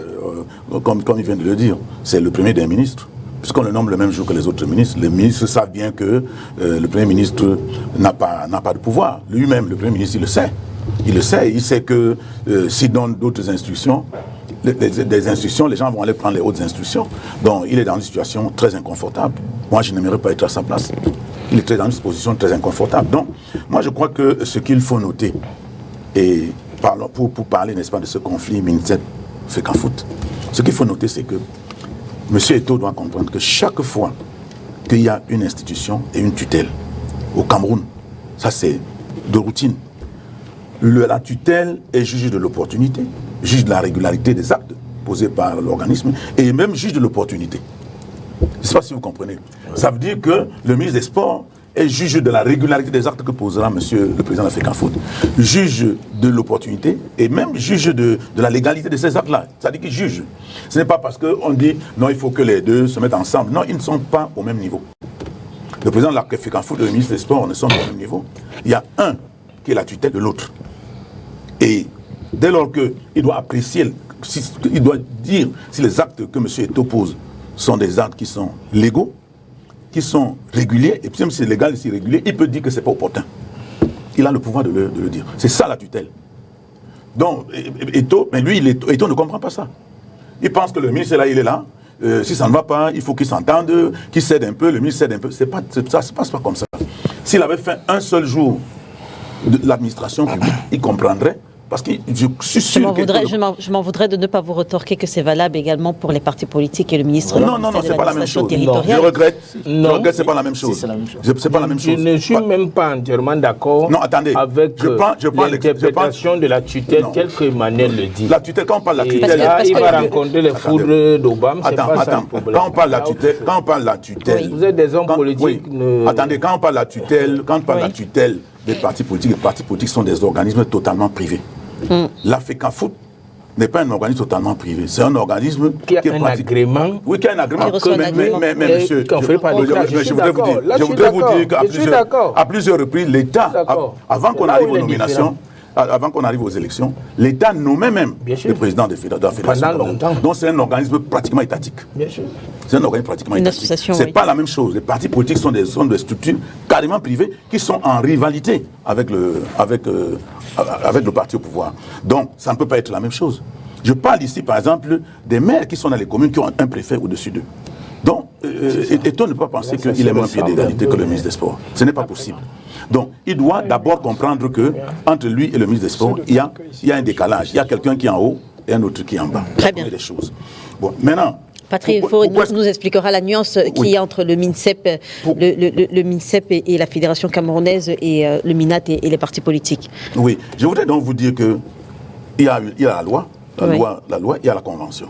Et c'est un professeur de droit qui a rédigé cette fameuse convention, qui crée une situation où la FECAFOOT et le ministère des Sports sont imbriqués. C'est-à-dire que la FECAFOOT ne peut pas, n'est-ce pas, développer une indépendance comme M. Eto'o semble le faire. Ce n'est pas possible. S'ils veulent développer, encore que c'est l'État qui paye tout. C'est l'État qui finance, c'est l'État. D'ailleurs, il est dit, je crois que c'est dans la loi ou la convention, que l'État peut même recruter le staff technique et le détacher, le mettre à disposition de la FECAFOOT pour utilisation. Donc c'est autant de choses. Et moi je crois que ce conflit est un conflit qui ne devrait pas exister. Si jamais M. Eto'o, tout en étant dans le système comme il est un bon élément du système. C'est un élément du système qui a profité du système pour être là, mais qui veut prendre son indépendance. Tous les systèmes au monde, quand vous êtes issu du système et vous voulez prendre votre indépendance, vous avez les problèmes qu'il a. Donc, moi je crois que ce qu'il y a lieu de faire, c'est que M. Eto'o doit faire profil bas. C'est lui qui doit faire profil bas. Il n'est pas question de demander aux deux parties de faire profil bas. Il doit faire profil bas et s'intégrer dans le système dont la FECAFOOT est partie intégrante. Alors, en 30 secondes, la nuance, et puis votre question. En 30 secondes, la nuance, ce qu'il existe entre le MINSEP tutelle des partis de la FECAFOOT et Emmanuel Cougnier a indiqué. Il faut savoir que le sujet sur lequel nous planchons, ce n'est pas le fonctionnement normal de la fédération, c'est la gestion des lions indomptables. Or, c'est l'État qui a transféré la gestion des lions indomptables à la FECAFOOT. Par un décret, mais derrière le décret, il y a eu une convention qui précisait un certain nombre d'obligations. Donc, les lions indomptables appartiennent à l'État du Cameroun et le gouvernement les met pour gestion auprès de la fédération. Et en donne les moyens. Voilà, et met à disposition les moyens. Il ne s'agit donc pas d'une association privée qui prétendrait être totalement indépendante dans la gestion des lions indomptables qui sont notre patrimoine commun. Et que vous voulez comparer aux partis politiques, donc, aucune comparaison on ne peut pas faire une comparaison avec un parti politique. Très bien. Revenons donc à la présence, à la place du Premier ministre dans ce conflit. Et partant de ce qu'Emmanuel Cougnier a affirmé tout à l'heure, est-ce qu'on doit comprendre justement que les pouvoirs du Premier ministre sont limités parce que voilà, il ne pèse pas suffisamment devant les autres ministres parce que nommés le même jour? Je veux dire, on se souvient de ce qui s'est passé lorsque le chef de l'État annonce que le Cameroun va organiser un grand dialogue national. Le Premier ministre, chef du gouvernement, prend la parole et il dit voilà, on va parler de tous les sujets. Ensuite, le ministre de l'administration territoriale va sur une chaîne à l'international et il dit non, on va parler des sujets, mais on ne va pas parler de ce sujet-ci. Et à la fin, on remarque bien que c'est la parole du Premier ministre. La forme de l'État. Voilà, il faut dire ce sujet. Effectivement. La forme de l'État. Et à la fin, on se rend compte que c'est ce qu'a dit le ministre de l'administration territoriale qui a pesé. Je reviens également dans le passé, à l'époque où M. Philémon Yan était Premier ministre chef du gouvernement, le conflit qu'il y a eu avec, je pense, Dame Amatou Mouna. À l'époque, elle était ministre de la Culture, si j'ai bonne mémoire. Donc, est-ce qu'on doit comprendre que les pouvoirs du Premier ministre sont limités, lui qui est censé être le premier des ministres? Mais écoutez, Il y a deux choses dans la question. Qu'est-ce qu'il représente devant les autres ministres? Il y a deux choses dans la question que vous posez. Et ceux qui pensent que le Premier ministre n'a pas de réel pouvoir connaissent mal l'administration camerounaise, en réalité. Parce que quand vous avez été dans les dossiers au sein des ministères, vous vous rendez bien compte que le Premier ministre a prééminence. Parce que quoi que vous fassiez, même si vous recevez des instructions directement du secrétariat général de la présidence de la République, quand il faut que ça remonte, il doit y avoir au préalable le visa du Premier ministre. Et je suis désolé, mais je devrais même préciser que dans certains cas, le Premier ministre peut dessaisir un ministre d'un dossier et choisir de le traiter en urgence en fonction de sa lecture de la situation. Pourquoi il ne parvient donc pas? Sauf qu'on n'a aucun cas. Sauf qu'on n'a aucun cas d'école. Donc, mais justement parce que le Premier ministre n'a pas, lorsqu'il affirme son autorité sur les autres ministres, à venir s'étaler dans les médias en disant « Tenez, dans tel cas, voici ce que j'ai pris ». Non, il ne va pas le faire. Pour ce qui est des sujets discutés lors du grand dialogue national, le Premier ministre a dit qu'on allait aborder tous les sujets. Le ministre de l'administration territoriale, je n'ai pas envie de dire la rappeler à l'ordre. Non. Mais toujours est-il qu'on n'a pas discuté de tous les sujets. Je suis désolé pour lors vous. Du GDN. Ces éléments-là, c'est-à-dire ces situations-là, sont des situations exceptionnelles. Et les frictions au sein des gouvernements, il n'y en a pas que dans le gouvernement camerounais.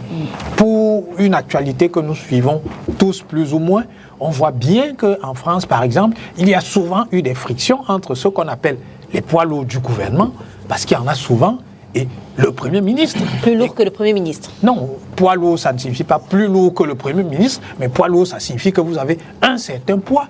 Poids lourd, ça peut signifier que, effectivement, vous avez des relations privilégiées avec le président de la République et que vous êtes capable d'obtenir un certain nombre d'arbitrages. C'est ça, être un poids lourd. Donc, il faut cesser de faire croire aux gens que la situation dans laquelle, effectivement, il y a un couac par-ci, un couac par-là, signifierait que le Premier ministre n'a pas de poids. Pour en revenir à la question qui nous intéresse, c'est-à-dire le conflit, parce que le Premier ministre a tenté une médiation. Le différend entre le MINSEP et la FECAFOOT, il faut rappeler que même dans le processus de recrutement de Marc Brice, les choses se sont quand même déroulées au Premier ministère. Les gens oublient souvent de le rappeler.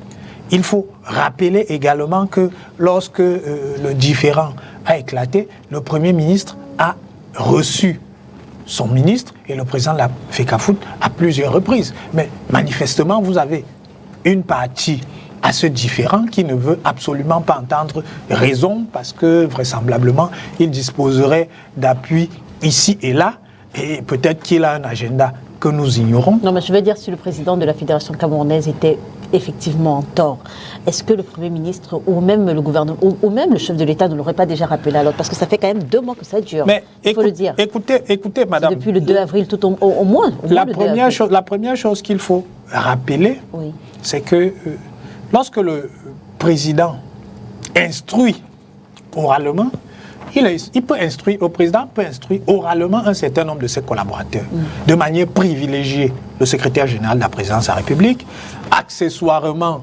le ministre directeur du cabinet civil ou d'autres collaborateurs comme le secrétaire général du comité central de mon parti et d'autres responsables d'institutions. Il peut instruire oralement ces personnalités. Instruire le comité central de votre parti sur les affaires de l'État? Ça, c'est au titre de président national. Ça, c'est au titre de président national. Donc, à partir du moment où il le fait, il faut qu'il y ait une matérialité de l'instruction. Et cette matérialité va se faire dans le cadre des hautes instructions qui vont être répercutées parce que le président n'instruit pas directement un ministre. Donc, il va dire à son secrétaire, instruisez monsieur tel de faire ceci. Et il y a un acte qui matérialise l'instruction orale qui a été reçue.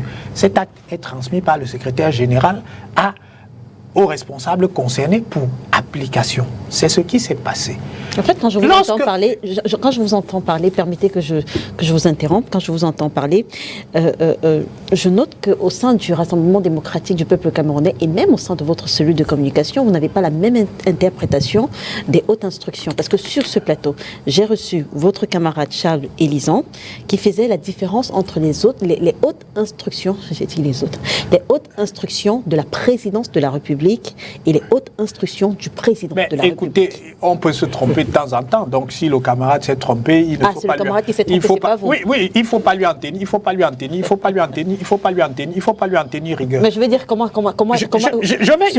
quoi est-ce qu'on s'appuie pour dire que c'est l'analyse de votre camarade qui est... Je vais y arriver parce que ça tient à ce qu'on appelle la délégation permanente de signature. Moïse Ngidjolgan en a parlé tout à l'heure parce que dans la délégation, il y a un article qui est précis sur ce point-là et qui permet de comprendre pourquoi ça peut arriver. Donc, ce que je voulais dire, c'est que lorsque qu'une instruction est donnée, il y a un principe dans l'administration qu'on appelle le parallélisme des formes.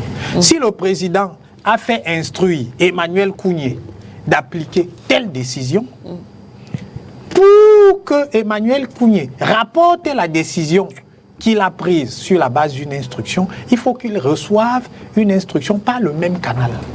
Dans la situation présente, on vous dit qu'il y aurait eu une instruction imaginaire, nocturne. Personne n'a jamais vu cette instruction. Tout le monde a vu l'instruction par laquelle le secrétaire général demandait au ministre des Sports de contracter avec cet exécutif. Et j'ai envie de dire qu'en 2022, lorsque le staff de Rigobert Song arrivait, c'était pas le même biais. Pourquoi il n'y a pas eu de souci à ce moment-là? Sauf que, comme le disait votre camarade, c'était sur très haute en 2022, c'était sur très haute instruction du président de la République. Et en 2024, c'était sur instruction de la présidence de la République. La question est donc de savoir si le président instruit permanemment le secrétaire général sur les dossiers. Le secrétaire général le secrétaire général de la présidence de la République actuelle, comme les précédents, y compris le président Biya, jouit à partir du moment où il est nommé d'une délégation permanente de signature. Et dans cette délégation permanente de signature, il y a, je crois, l'article 3 qui dit ceci. L'intéressé discriminera lui-même les sujets qu'il portera à la haute attention du président de la République. Voilà. Autrement dit, à partir du moment où il gère une situation, il la gère au nom du président de la République. Et donc c'est lui qui est le président de la République? Non. Il n'a pas besoin de recevoir d'ordre pour le faire, puisque la délégation lui permet de le faire. Il est là pour assister le président de la République. Maintenant, si vous êtes insatisfait des orientations qui sont prises, vous saisissez le président de la République, qui instruira à nouveau son secrétaire général d'instruire afin que soit rapporté ou abrogé la disposition querellée. Revenons à la question que je posais pour sortir avec vous. Si le Premier ministre a tous les pouvoirs que vous dites, pourquoi est-ce que sa médiation n'a pas abouti? Mais écoutez, je vous indiquais que nous avons une situation qui est une situation regrettable. Vous avez des gens qui effectivement ont décidé de piétiner les hautes instructions. D'ailleurs, après avoir piétiné des hautes instructions, matérialisées dans un document, ils ont inventé des hautes instructions orales qu'eux auraient reçues et qu'ils se sont fait fort de reporter au ministre des Sports. Depuis 2 mois, ces personnes n'ont pas été interpellées. Écoutez, ce que je considère, c'est que cette situation est une situation regrettable et qu'elle ne peut pas durer parce que ce qui est en train de se passer, c'est que vous avez des gens qui sont en train de saper l'autorité du président de la République et de saper l'autorité de l'État. Parce que le président de la République ne peut pas gouverner autrement que par des hautes instructions. Des gens ont le droit de considérer que X instruction ou Y instruction ne les arrange pas. Mais il y a un canal, c'est vous allez saisir le responsable et ce responsable, s'il considère et s'il veut donner droit à vos revendications, il va instruire le secrétaire général. Si ce n'est pas le cas, ça signifie que les instructions restent en vigueur. Très bien. Dernière chose, sur le plan strictement juridique, je suis désolé, contrairement à ce que M. Patrick Obama a dit, le ministre est dans son rôle. La convention est claire et elle permet au ministre, au MINSEP, s'il vous plaît, arrêtez avec ce débat-là. Vous ne savez pas de quoi vous parlez. Il faut lire le code, je suis désolé, il faut lire l'article 1146 du Code civil qui dit bien que les conventions librement formées tiennent lieu de loi entre ceux qui les ont formées. Donc vous ne pouvez pas venir ici prétendre que la convention n'est pas supérieure au décret. Ce n'est pas le sujet. La convention s'applique et c'est pour ça que la FIFA, contrairement à ce qu'il a dit, n'a parlé nulle part d'ingérence. La FIFA a dit, il faut... D'ailleurs, si vous relisez le courrier de la FIFA, elle ne mentionne jamais le décret. Non, elle ne mentionne jamais le décret, comme par hasard. Mais les défenseurs de la FECAFOOT viennent vous parler du décret. Donc, vous supposez que la FIFA n'a pas vu le décret? Pourquoi elle n'en parle pas? Merci Patrick. Pourquoi elle ne parle pas d'ingérence? Permettez que votre volume prenne la parole. Allez-y. Quand on a suivi l'aîné et le docteur Ifoué, on comprend le cœur du problème. C'est l'application des lois et des textes. En matière de rédaction administrative, il y a ce qu'on appelle des boucles, des verrous, des vides juridiques. Ce que l'État a laissé en place dans nos textes, qui laisse libre cours à ces conflits. La question de fond au Cameroun, que ce soit FECAFOOT, MINSEP, que ce soit ministère de l'AT et partis politiques, reste la même. C'est que, comment juger l'instruction de l'État? On est dans une bataille de pouvoir dans lequel il y a des clans. Ces clans s'affrontent mutuellement et des gens au nom de l'État, un ministre pose un acte administratif, il faut le dire. Mais l'acte qu'il pose, c'est un acte aussi juridique, puisqu'il doit être conforme à la loi. Voilà pourquoi on peut attaquer l'acte du ministre en justice, comme c'était le cas avec le MINAT. Il a toujours perdu des procès en justice. Parce que lorsqu'il prend un acte, c'est un acte juridique. Et cet acte est attaquable en justice. Dans le cas d'espèce, qu'est-ce qui se passe? Il se passe que la FECAFOOT a démontré que les soi-disant hautes instructions n'étaient pas des hautes instructions émanant du président de la République. Au même titre pour les partis politiques, parce que ce que vit la FECAFOOT, c'est ce que vivent les partis politiques. Avec un ministre qui se donne le plaisir, le luxe de nommer. Alors, lorsqu'un ministre pose un acte énorme dans une faction politique, dans un parti politique, un individu qui est frappé par un défaut de qualité, lorsqu'un ministre choisit un mandataire en s'adressant à Elekam, on parle de quoi? Ce n'est plus un État dans ce cas. Qu'est-ce qu'on fait? On saisit la justice. Donc c'est la même bataille que nous avons avec la FECAFOOT. C'est que la FECAFOOT juge que, je suis désolé, c'est ça le problème. C'est qu'on juge que les individus au nom de l'État s'arrogent des pouvoirs, violent les textes de loi, violent la Constitution, violent le règlement et tous les autres, violent même les textes de la FIFA au nom de ce qu'ils sont l'État. Et des individus comme des structures comme la FECAFOOT disent que non, il faut voir ça plus clair. Je bats en brèche ces éléments, je reviens sur la question des partis politiques. Mais qu'est-ce que nous voyons dans les partis politiques? Les ministres prennent des décisions au sein des partis politiques. Les décisions de justice sont données. Elles ne sont pas respectées par l'administration territoriale. Dans ce cas, on parle de quel État? Qu'est-ce qu'il faut faire? Vous comprenez? Donc on peut se dire que l'acte d'un ministre, qui est un acte juridique, administratif, peut être attaqué.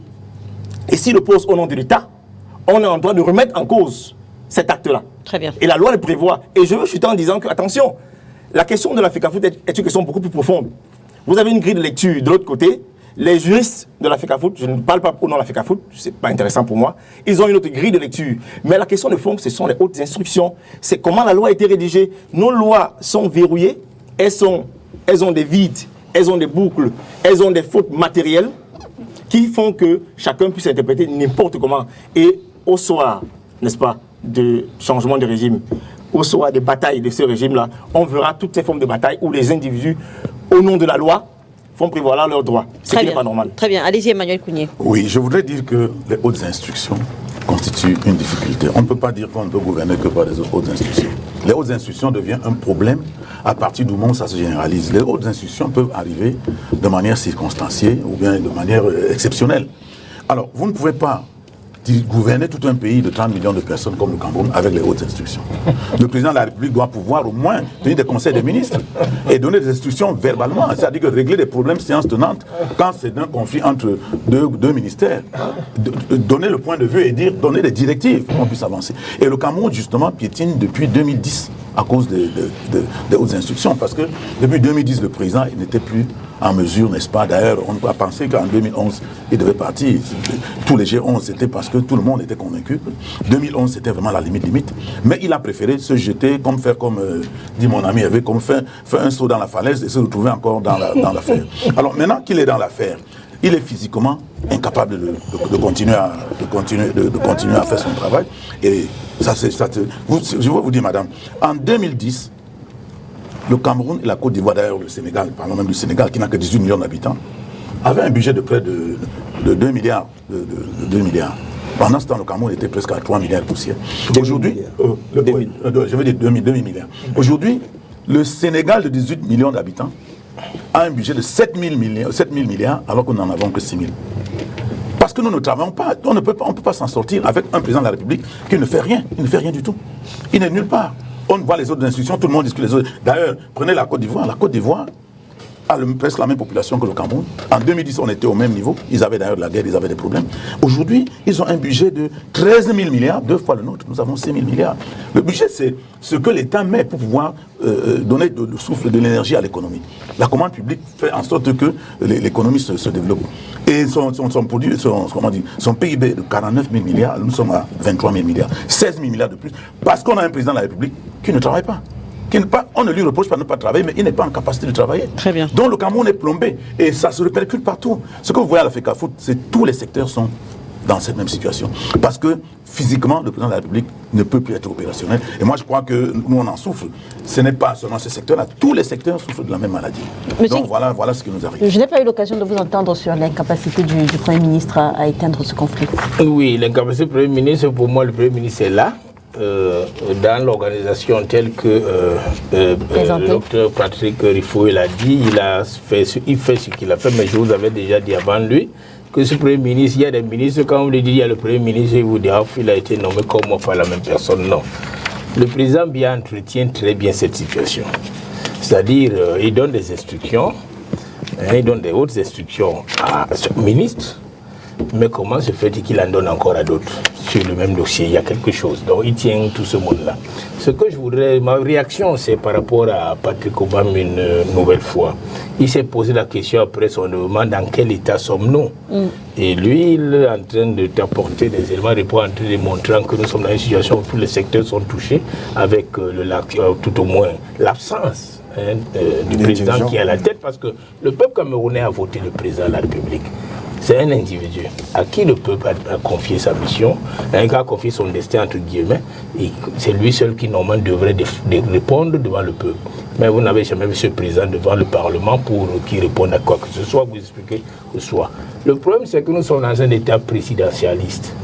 Et quand dans un état présidentialiste, que je ne veux pas qualifier ici d'état dictatorial, mais tout au moins c'est un état autocratique. Et dans l'autocratie telle que c'est pratiqué, monsieur, on s'en fout du peuple, on ne se soucie pas du peuple. On a besoin d'une poignée de personnes capables de semer la terreur, de développer des termes comme Moulinex, de vous dire que si vous avez des œufs entre les mains, vous n'allez pas chercher la bagarre. Et puis tout cela, c'est ça le problème. Et on va vous dire que l'État est un monstre froid et qu'on doit reculer devant l'État. On va vous évoquer tout le temps la puissance publique. On va dire que l'État a le droit de la violence, donc la violence, la légitimité, la violence légale. C'est ce qu'on va vous dire. Ne faites pas comme si vous voulez nous réciter le droit du non. Ce n'est pas une affaire d'université à réciter ici. Nous sommes là. Maintenant, nous appelons de tous nos voeux, tous les Camerounais, dans la grande majorité, sauf quelques-uns qui sont les amis de Patrick Riffoé, nous appelons tous à un État démocratique. Un État démocratique, c'est un État où effectivement les textes, les lois et les règlements sont respectés, où les libertés individuelles sont protégées. Mais n'attendez pas cela du régime en place, lequel régime lui-même qui tire à sa fin. Voilà le problème. Monsieur Atangandi, le ministre de l'Administration territoriale, ne gère pas la même situation au niveau des partis politiques qu'avec le ministère qui gère ces fédérations. Non. Ce n'est pas la même situation. Mais le vrai problème, c'est que, comme il a dit, les partis politiques, vous faites partie. Moi, j'ai failli en début d'émission tout à l'heure, m'amuser en vous demandant si vous êtes du PCRN Kona ou bien du PCRN Cabral. Mais je me suis refusé de vous poser la question, parce que c'est cette situation que nous rencontrons dans la rue. Il n'a pas voulu aller jusque-là. Mais ça n'est pas le problème. Le problème, c'est que nous disons qu'il faut lutter contre la forte centralisation du pouvoir, l'extrême centralisation du pouvoir. Tous les pouvoirs sont concentrés entre les mains d'une seule et même personne. C'est un peu le Léviathan de Thomas Hobbes. Ça ne peut plus continuer. Il faudrait que ce monsieur accepte lui-même de lâcher du lest, lui-même en refaisant une autre constitution. Et c'est pour ça que nous disons que nous devons aller vers la solution à tous ces problèmes. C'est ce que le SDF dit, parce que nous disons que c'est le fédéralisme. C'est le fédéralisme, et parce que beaucoup de pouvoirs ne seront plus concentrés dans les mains d'une seule même personne, et localement les communes amélioreront les conditions de vie de leur population, les régions amélioreront les conditions de leur population, et on n'ira pas aller nous à passer 2 mois, excusez-moi, je chute, à passer 2 mois à parler du football. Le football n'a pas de problème. Personne ne peut empêcher les Lions indomptables de jouer, personne, même pas le MINSEP.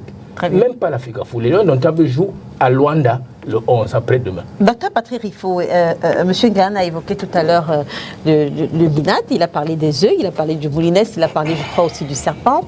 Que dire justement de la posture du MINAT dans le conflit MINSEP-FECAFOOT? Est-ce qu'il n'y a pas un risque de trouble à l'ordre public confère les événements de dimanche dernier au Hilton? Pourtant, le MINAT est resté, il est resté calme. Jusqu'ici, on ne l'entend pas. Est-ce qu'il n'y a pas un trouble de risque à l'ordre public avec cette affaire qui dure depuis 2 mois? Vous permettrez que je fasse, avant de répondre à votre question, vous permettrez que je fasse quelques précisions relativement à l'intervention d'Emmanuel. La première chose, c'est que sur les conseils des ministres qui ne se sont pas tenus, je ne sache pas que dans notre appareil réglementaire, il y ait là une violation d'une disposition. Donc, vous ne pouvez pas tenir rigueur au président d'agir conformément à la loi. Aucun texte de loi n'est violé parce que les conseils de ministres ne sont pas tenus.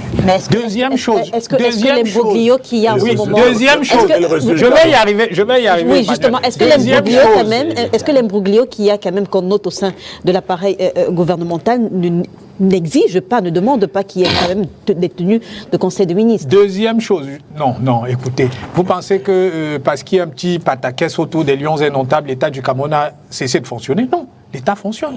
Est-ce que nous ne percevons pas, l'administration fiscale a cessé de percevoir les impôts? Non. L'État du Cameroun fonctionne parfaitement. Je dis, ce n'est qu'un pataquès. Donc, il n'y a pas besoin de mobiliser le président de la République. Pour si peu, je suis désolé. Deuxième chose. Donc, on n'a pas besoin de conseil de ministres. Deuxième chose. Et donc, le Cameroun n'a pas besoin de conseil de ministres. Deuxième chose, pour embrayer, pour rajouter un élément sur ce sujet-là précisément. Le président de la République reçoit tous les vendredis son Premier ministre. C'est l'occasion de faire le point des dossiers et de transmettre directement, sans passer par son secrétaire général, des instructions. Donc on ne peut pas dire que le président de la République ne travaille pas et n'est pas au fait des dossiers. N'est pas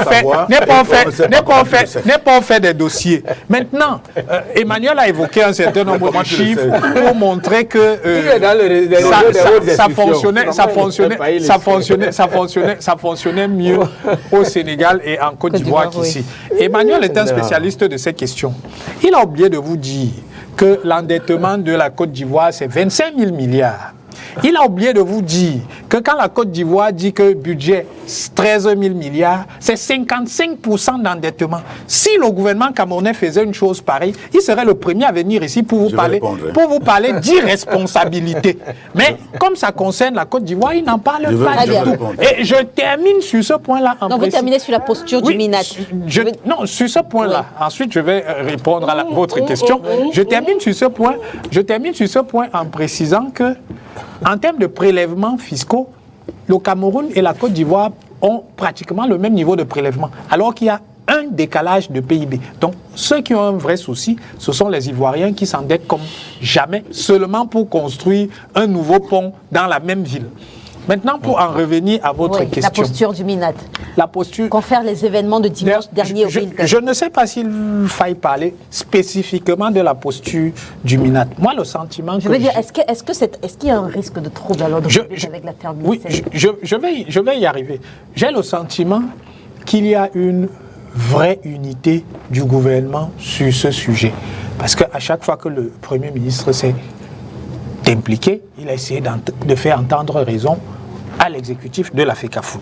Et j'ai vu, par exemple, que la diligence avec laquelle le MINSUP... Voilà, j'ai vu la diligence avec laquelle le MINSUP a remis à disposition un fonctionnaire qui était détaché chez lui. En quelques heures. Hein. Voilà, ce qui signifie bien que le gouvernement est solidaire dans cette situation. Donc, je ne pense pas que si demain, le ministre de l'administration territoriale devait intervenir, il irait dans un sens autre que celui... Mais je veux dire, il y a eu du trouble, il y a eu du désordre dimanche à l'hôtel Hilton. Non, il n'y a pas eu du désordre. Ah, il n'y a pas eu de désordre. Je n'en ai pas le sentiment. Il y a des gens qui sont venus faire de la com.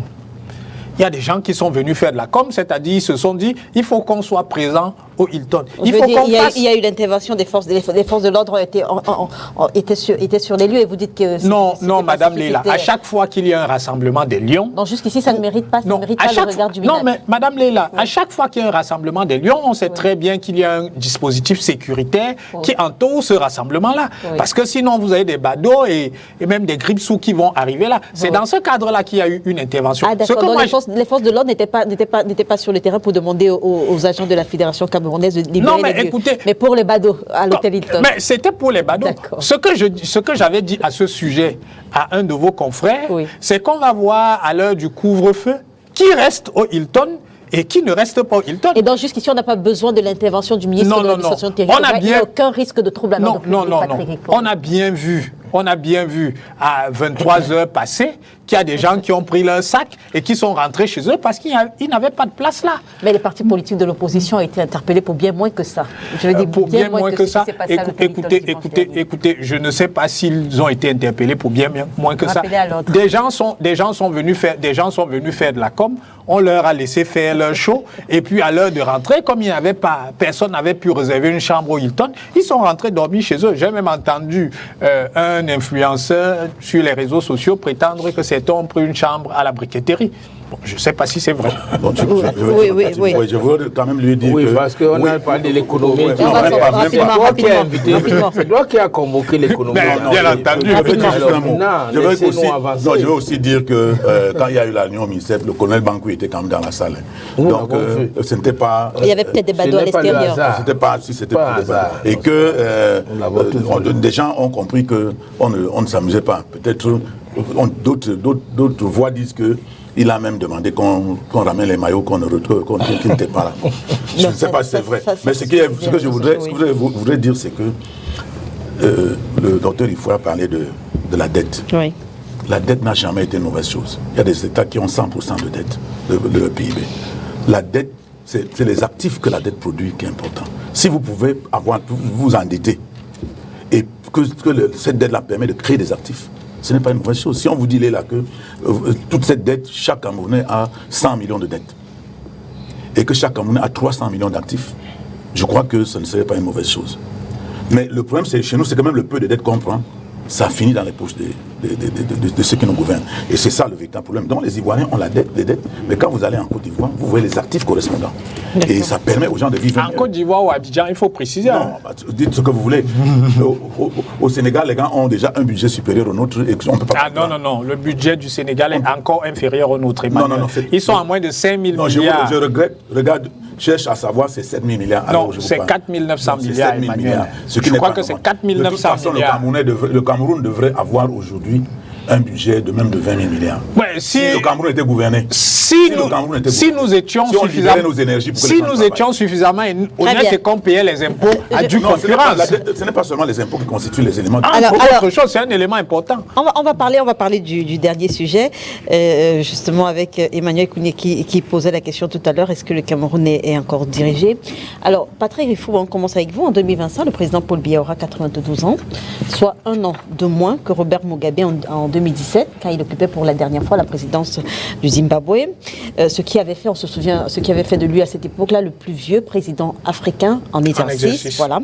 Au RDPC, vous appelez à une nouvelle candidature de Paul Biya quand les faits actuels, je parle de ce qui se passe à la Fédération camerounaise, entre la Fédération camerounaise de football et le ministère des Sports et de l'Éducation, quand les faits actuels démontrent soit sa passivité, soit sa négligence, ou même son non-regard. Je ne sais pas exactement le thème qui s'y est, mais toujours est-il que devant certains dossiers qui peuvent troubler l'ordre public, le chef de l'État est resté muet. Le plus actuel, c'est donc ce conflit dont je parle. Dans ce contexte, qu'est-ce qui motive les militants du RDPC que vous êtes? Je rappelle encore une fois qu'en 2025, le chef de l'État aura 92 ans. Qu'est-ce qui motive les militants du RDPC que vous êtes à appeler à un 8e mandat du chef de l'État? La première chose, c'est que sur le plan statutaire, oui, le président de le président national du RDPC est le candidat de fait. Oui. C'est ce que 27 alinéa 3. Voilà, c'est ce que Autant ne pas appeler. c'est ce que nos statuts prévoient. Oui. Et effectivement, certains camarades peuvent juger utile d'en appeler à sa candidature. Fait l'intéressant. Pour notre part, nous en tenons à la réponse qu'il a donnée à la journaliste française en disant qu'en 2025, il sera appelé à se prononcer sur cette question-là. Donc, moi, je ne veux pas mettre... Il veut rester en ville ou il va rentrer au village. Je ne veux pas mettre la charrue avant les bœufs. Je n'ai donc pas une opinion particulière là-dessus. J'attends, comme tous les Camerounais, le rendez-vous de 2025. À ce moment-là, il se prononcera. Et s'il se prononce, vous lui apporterez votre soutien une fois encore. Sur le sujet. Écoutez, mais je ne peux pas parler de ce qui va se passer en 2025. D'ici là, beaucoup de choses peuvent survenir. Donc, je n'ai pas envie. Vous êtes prudent, vous jouez sur les mots. Je veux dire, je m'attendais à ce que vous dites que voilà, le chef de l'État a réalisé telle ou telle autre chose, ce qui fait que même s'il se présente en 2025, nous avons l'obligation de le soutenir. Mais vous n'évoquez... Non. Est-ce que le président de la République... Il faut déjà que le président de la République, vous savez, quand vous êtes, par exemple, quand vous êtes propriétaire de chevaux de course, si vous avez un pur sang et qui vous a gagné 10 groupes 1, quand vous avez un 11e groupe 1 qui se profile, vous avez envie de présenter ce pur sang. Je veux dire les faits actuels, la direction que prend le Cameroun. Est-ce que tout ça concourt à ce que, effectivement, le chef de l'État soit appelé à se représenter? Madame Léla, je vous réponds par cette métaphore-là. Quand vous avez un pur sang qui vous a gagné 10 groupes 1 sur 10, quand il y a une 11e course qui se profile, vous avez envie d'aligner votre cheval. Mais est-ce que lui, il a envie? C'est ça le sujet. Parce que s'il n'a pas envie, peut-être qu'il va faire une contre-performance. Mais simplement parce que vous l'avez forcé. Donc, moi, je dis, nous n'avons pas à forcer la main du président de la République. Il nous a dit qu'il nous situera en 2025. Pour ma part, j'attends que le président nous situe. Et à partir de ce moment-là, vous pourrez me reposer la question et je vous répondrai. Mais seulement après que lui se soit prononcé. Je n'ai pas envie de danser plus vite que la musique. Très bien.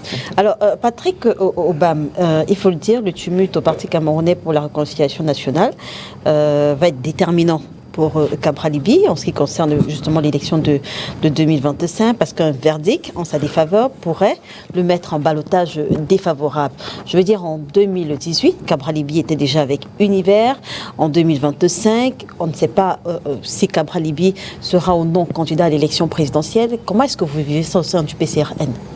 Écoutez, il faut rappeler que tout ce désordre que nous vivons au niveau national, que ce soit à la FECAFOOT, dans les partis politiques, précède le mutisme du chef de l'État. Une maison doit être gouvernée par un homme qui est habilité à gérer avec toutes les facultés physiques et ainsi de suite. C'est extrêmement important que le Camerounais le sache. Il n'est pas normal que dans un État comme celui-ci, on ait des institutions encore faibles et fragiles. La question de l'honorable Cabral Libye, il faut le dire en toute honnêteté, c'est une question d'institutions fragiles.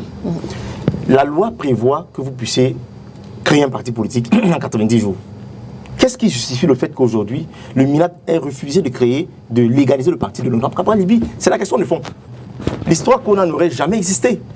Vous comprenez? Et j'ai convoqué cet aspect à l'entendre en disant que nous avons des individus qui interprètent les lois comme bon leur semble, qui sont la loi, qui posent des actes qui engagent l'État, des actes qui engagent l'administration au nom de l'État.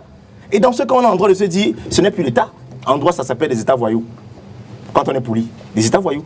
Des États qui ne respectent pas leur agenda et leur propre constitution. Donc une fois que vous avez relevé tout ça, maintenant qu'est-ce que vous comptez faire? Parce que ce que nous comptons faire premièrement déjà, c'est que là on a l'impression le président de la République n'a pas notre agenda. Vous comptez uniquement sur la justice. Pourquoi on a souvent décrit les lenteurs de la justice? Alors, premier cas, la justice s'est prononcée pour un premier cas, en rappelant M. Kona à l'ordre, en rappelant ses textes qu'il est censé respecter, en lui rappelant qu'il est frappé par un défaut de qualité, pour se prononcer au nom du PCN au regard de ses propres statuts de 2003 et des statuts mis à jour au Congrès extraordinaire Ngaoundéré de 2022. Vous comprenez? Et la justice a demandé à M. Kona d'attendre la décision de Marois. Dans ce cas, on attend... justement de la décision de Marois, ça fait 4 ou 5 renvois déjà, je veux dire... Pour l'instant, oui. la décision de justice... Est-ce que vous pensez à l'éventualité, à cette éventualité que, effectivement, la justice se prononce une fois que l'élection est passée? Est-ce que vous pensez Par exemple, c'est ce qui s'est passé dans le cas au moment où l'honorable Cabral Libye cherchait à avoir un parti politique. Et même vous donne raison. L'honorable Cabral Libye a été candidat à l'élection présidentielle sans parti politique, sans avoir une formation politique. Il a été investi par un parti politique, il faut le rappeler. Il n'avait pas l'aura qu'il a aujourd'hui. Il avait pas assez de militants comme il avait. On sait aussi comment ça s'est terminé entre le professeur Koumboundo et Cabral Libye. C'est un débat. Donc il a été candidat. Il sera candidat en 2025. Puisqu'il a un ensemble de mécanismes qui lui permettent d'être candidat en 2025. Que ce soit avec ou sans le PCRN. Ce que nous souhaitons, c'est que comme la justice a commencé à se prononcer, qu'elle se prononce davantage sur ces questions-là. Et il y a eu 4 renvois déjà. Il faut rappeler que M. Kona ne s'est pas présenté à la première audience, à la deuxième, à la troisième audience. Il s'est présenté à la 4e audience. Ensuite, qu'il a violé les décisions de justice, il ne les a pas respectées, qu'il a organisé un congrès, il faut le dire aux Camerounais, en violation des textes des statuts du PCN, en violation des prescriptions de la justice, dans un cadre non approprié. Il faut le savoir. Pour l'instant, le PCN est dirigé par un seul président, c'est l'occasion de le rappeler à l'aîné. Il n'y a pas 2 PCN, il y a un seul PCN. Très bien. Je serais tenté de demander s'il y a 2 SIF. On a vu le MINAD adresser un courrier où on voyait SIFF. Pour l'instant, il a changé de nom, ça c'est clair. Ok, je vous le conseille. Donc il y a un seul... Il a dit, nous avons reçu plusieurs réceptions de votre dossier transmis par je suis d'accord. du gouvernement. Je vous conseille. Donc, dans ce qu'on retient... M. Cheo est président national, fondateur du parti, comment dirais-je, il a changé de nom. C'était juste pour rappeler que... Ce qu'on retient, c'est qu'en 2025, avec ou sans le PCRN, Cabral Libye est candidat à l'élection. L'honorable Cabral Libye sera candidat en 2025. Ce qu'on retient, c'est qu'il n'y a pas 2 présidents. Il y a un seul président au regard de la loi. Ce qu'on retient, c'est que le PCN est présent dans les 10 régions. Nous avons été reçus 235 interdictions de défilé lors du parade du 20 mai. Ce qu'on retient, c'est que nous sommes présents dans 10 régions, dans plusieurs départements et arrondissements. Et que pour l'instant, le maillage territorial continue. Et c'est l'occasion de dire, pour ceux qui nous suivent, je rejoins encore là l'aîné Kounié, que ce système-ci, il faut le chasser. Ou il faut le changer par la voie des urnes. Nous ne pensons plus au régime Biya, nous ne pensons plus à la personne de M. Paul Biya. Nous pensons au Cameroun de demain, qui se fera avec un autre régime, avec un autre leader, comme le Cabral Libye. Donc, qui s'inscrivent massivement, qu'ils aillent s'inscrire massivement, le temps des élections, c'est demain. Emmanuel Kounié, alors, le calendrier électoral prévoit les élections législatives et municipales en février 2020, c'est-à-dire avant la présidentielle en octobre. Cependant, il faut le dire, depuis le retour au multipartisme, le Cameroun n'a jamais tenu des élections législatives et municipales et présidentielles la même année, à l'exception des législatives de 1997, tenues séparément des municipales. Qui plus est, les 2 derniers scrutins couplés, législatives et municipales, ont été reportés. 2012, on se souvient que ça a été reporté au 30 septembre 2013. 2018, on se souvient également que ça a été reporté en février 2020. Voilà. On le sait, si pour la 3e fois consécutive, Paul Biya décide de reporter les élections législatives et municipales, Maurice Kamto, il faut le dire, sera dans de sales draps. Est-ce que vous avez analysé toutes ces possibilités au moment où, en 2020, vous décidez de boycotter l'élection législative et municipale? Si on pensait à ça avant de boycotter les élections. Si vous avez analysé tout ça. Mais on n'avait pas besoin d'analyser tout ça. On sait comment on va être candidat, tout simplement. Et puis, nous, on a posé un problème sur la base de quelque chose de précis. Nous avons dit que les conditions, telles que ça se présentait, on ne pouvait pas aller aux élections avec tout ce qu'il y avait dans la République. Avec tout ce qu'il y avait dans la République. Sauf que la conséquence aujourd'hui... Nous avions des gens en prison, nous avions parlé de la crise de Nozo, nous avons parlé de beaucoup de choses pour justifier le fait que nous ne soyons pas allés aux élections législatives et municipales. Mais je voudrais vous dire que vous avez parlé... sauf que la conséquence aujourd'hui... Vous avez parlé de 2 mandats. Oui. Je voudrais vous dire que les élections municipales de 2002 ont eu lieu en 2002, et puis en 2007, il y a eu des élections. Ça veut dire que le calendrier a été scrupuleusement respecté. Non, ce que j'ai dit, c'est que dans la même année, organisées législatives, municipales et présidentielles. Mais pourquoi vous pensez qu'on ne peut pas le faire? Il y a eu une année ici où on a organisé les 3 élections. Pourquoi vous pensez qu'on ne peut pas le faire simultanément même? Donc moi, je crois que ça, c'est des supputations. Tu vois, les gens font des analyses pour dire le calendrier électoral sera respecté. Pourquoi vous pensez qu'on ne peut pas organiser? Le calendrier électoral, vous êtes certain que le calendrier électoral sera respecté? Alors que pour les législatives et municipales... Est-ce que vous êtes certain qu'il ne sera pas respecté? Je veux dire, si on se base sur les précédentes élections, les élections législatives et municipales étaient censées se tenir en 2020, en 2018, elles se sont tenues en 2020. Ouais. Les élections législatives et municipales étaient censées se tenir en 2012, elles se sont tenues le 30 septembre 2013. Bon, quand vous parlez de 2012, rentrez encore un peu en arrière, vous verrez que les élections municipales étaient censées se tenir en 2007 et se sont tenues en 2007. Donc en fait, il y a eu 2002, le mandat de 2002 s'est arrêté en 2007, il y a eu élection. Donc après il y a eu une perturbation sur 2 mandats, vous pensez que c'est la règle d'office? Il y a aussi que vous avez pendant longtemps accusé le RDPC de ne pas jouer franc jeu. Et sur quoi est-ce que vous vous basez pour dire que cette fois-ci le RDPC va jouer franc jeu? Personne n'a dit qu'il devait jouer franc jeu. C'est pour cela que nous avons choisi de mettre sur pied des mécanismes qui vont nous permettre d'arriver. Nous demandons aux gens, c'est pour ça que je vous ai parlé de Douala de tout à l'heure, nous demandons aux citoyens camerounais de s'inscrire massivement sur les listes électorales, de voter, de sortir, tous pour aller voter le jour dit, de surveiller le vote. Il n'est plus question de voter et de rentrer dormir à la maison. Parce que ces gens-là, nous savons que c'est des voleurs. Ils vont voler les résultats. Il faut que chacun qui met son bulletin en l'urne retienne que ce bulletin est un bien. Il faut protéger son bien. Donc, comme Patrick Obama, vous êtes certain qu'en 2025, effectivement, Maurice Kamto ira à l'élection présidentielle. Quel que soit le cas, il ira aux élections présidentielles. Bon, à charge pour vous de dire ce que vous voulez, mais nous sommes clairs. Si le président national du MRC, le professeur Maurice Kamto, a dit si c'est demain, je serai candidat, est-ce que vous voulez qu'on dise encore de quelle manière? Très bien. Si c'est demain, je serai candidat. Et même si nous savons comment on va faire pour être candidat, on ne va pas commencer à claironner sur tous les toits pour dire ce que nous pensons.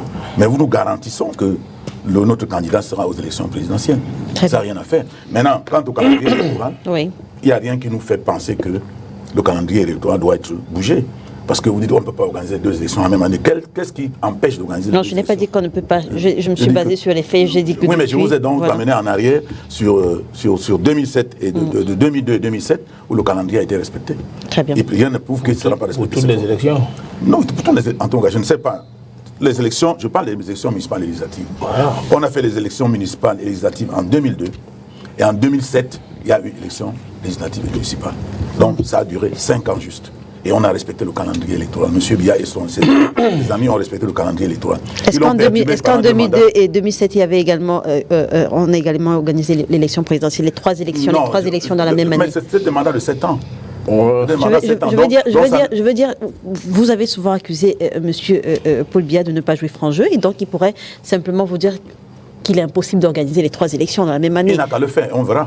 S'il le fait, il nous verra venir. Nous ne sommes pas des enfants, le Cameroun n'est pas sa propriété privée. Nous lui démontrons qu'il n'a pas acheté le Cameroun au marché et qu'il ne peut pas se comporter de cette manière-là. Il est président de la République parce qu'on a bien voulu qu'il soit là, mais il ne peut pas faire comme si le Cameroun était un mouchoir qu'il met dans sa poche et qu'il enlève quand il veut.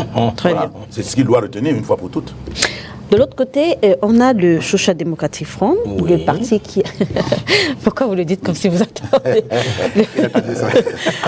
puisque quand ils ont fait le tour sur la question, il ne reste plus que moi. C'est pour ça que j'attends que la parole me revienne. Alors, le parti qui a donné des sueurs froides au régime en 1992, mais en 1992, vous n'étiez pas encore au SDF, je peux m'empêcher de vous taquiner. Toujours est-il qu'en 1997, le SDF, c'est 43 députés. En 2020, le parti dégringole littéralement. Aujourd'hui, vous avez, je crois, 5 députés. D'ailleurs, à la dernière élection présidentielle, le SDF, qui présente Joshua Osei, arrive 4e, derrière de nouveaux venus, comme Cabral Libi, qui est arrivé 3e. Maurice Kamto, lui, il était 2e. Et bien entendu, le président de la République, Paul Biya, était 1er. Ça, ce sont les résultats officiels. Comment est-ce que vous entrevoyez 2025 ? Est-ce que vous avez fait, comment ça s'appelle, une introspection de ce qui n'a pas marché en 2018 pour que le grand SDF de 1992 se retrouve 4e derrière de nouveaux venus ? Oui, mais Leïla, c'est pour cela qu'il...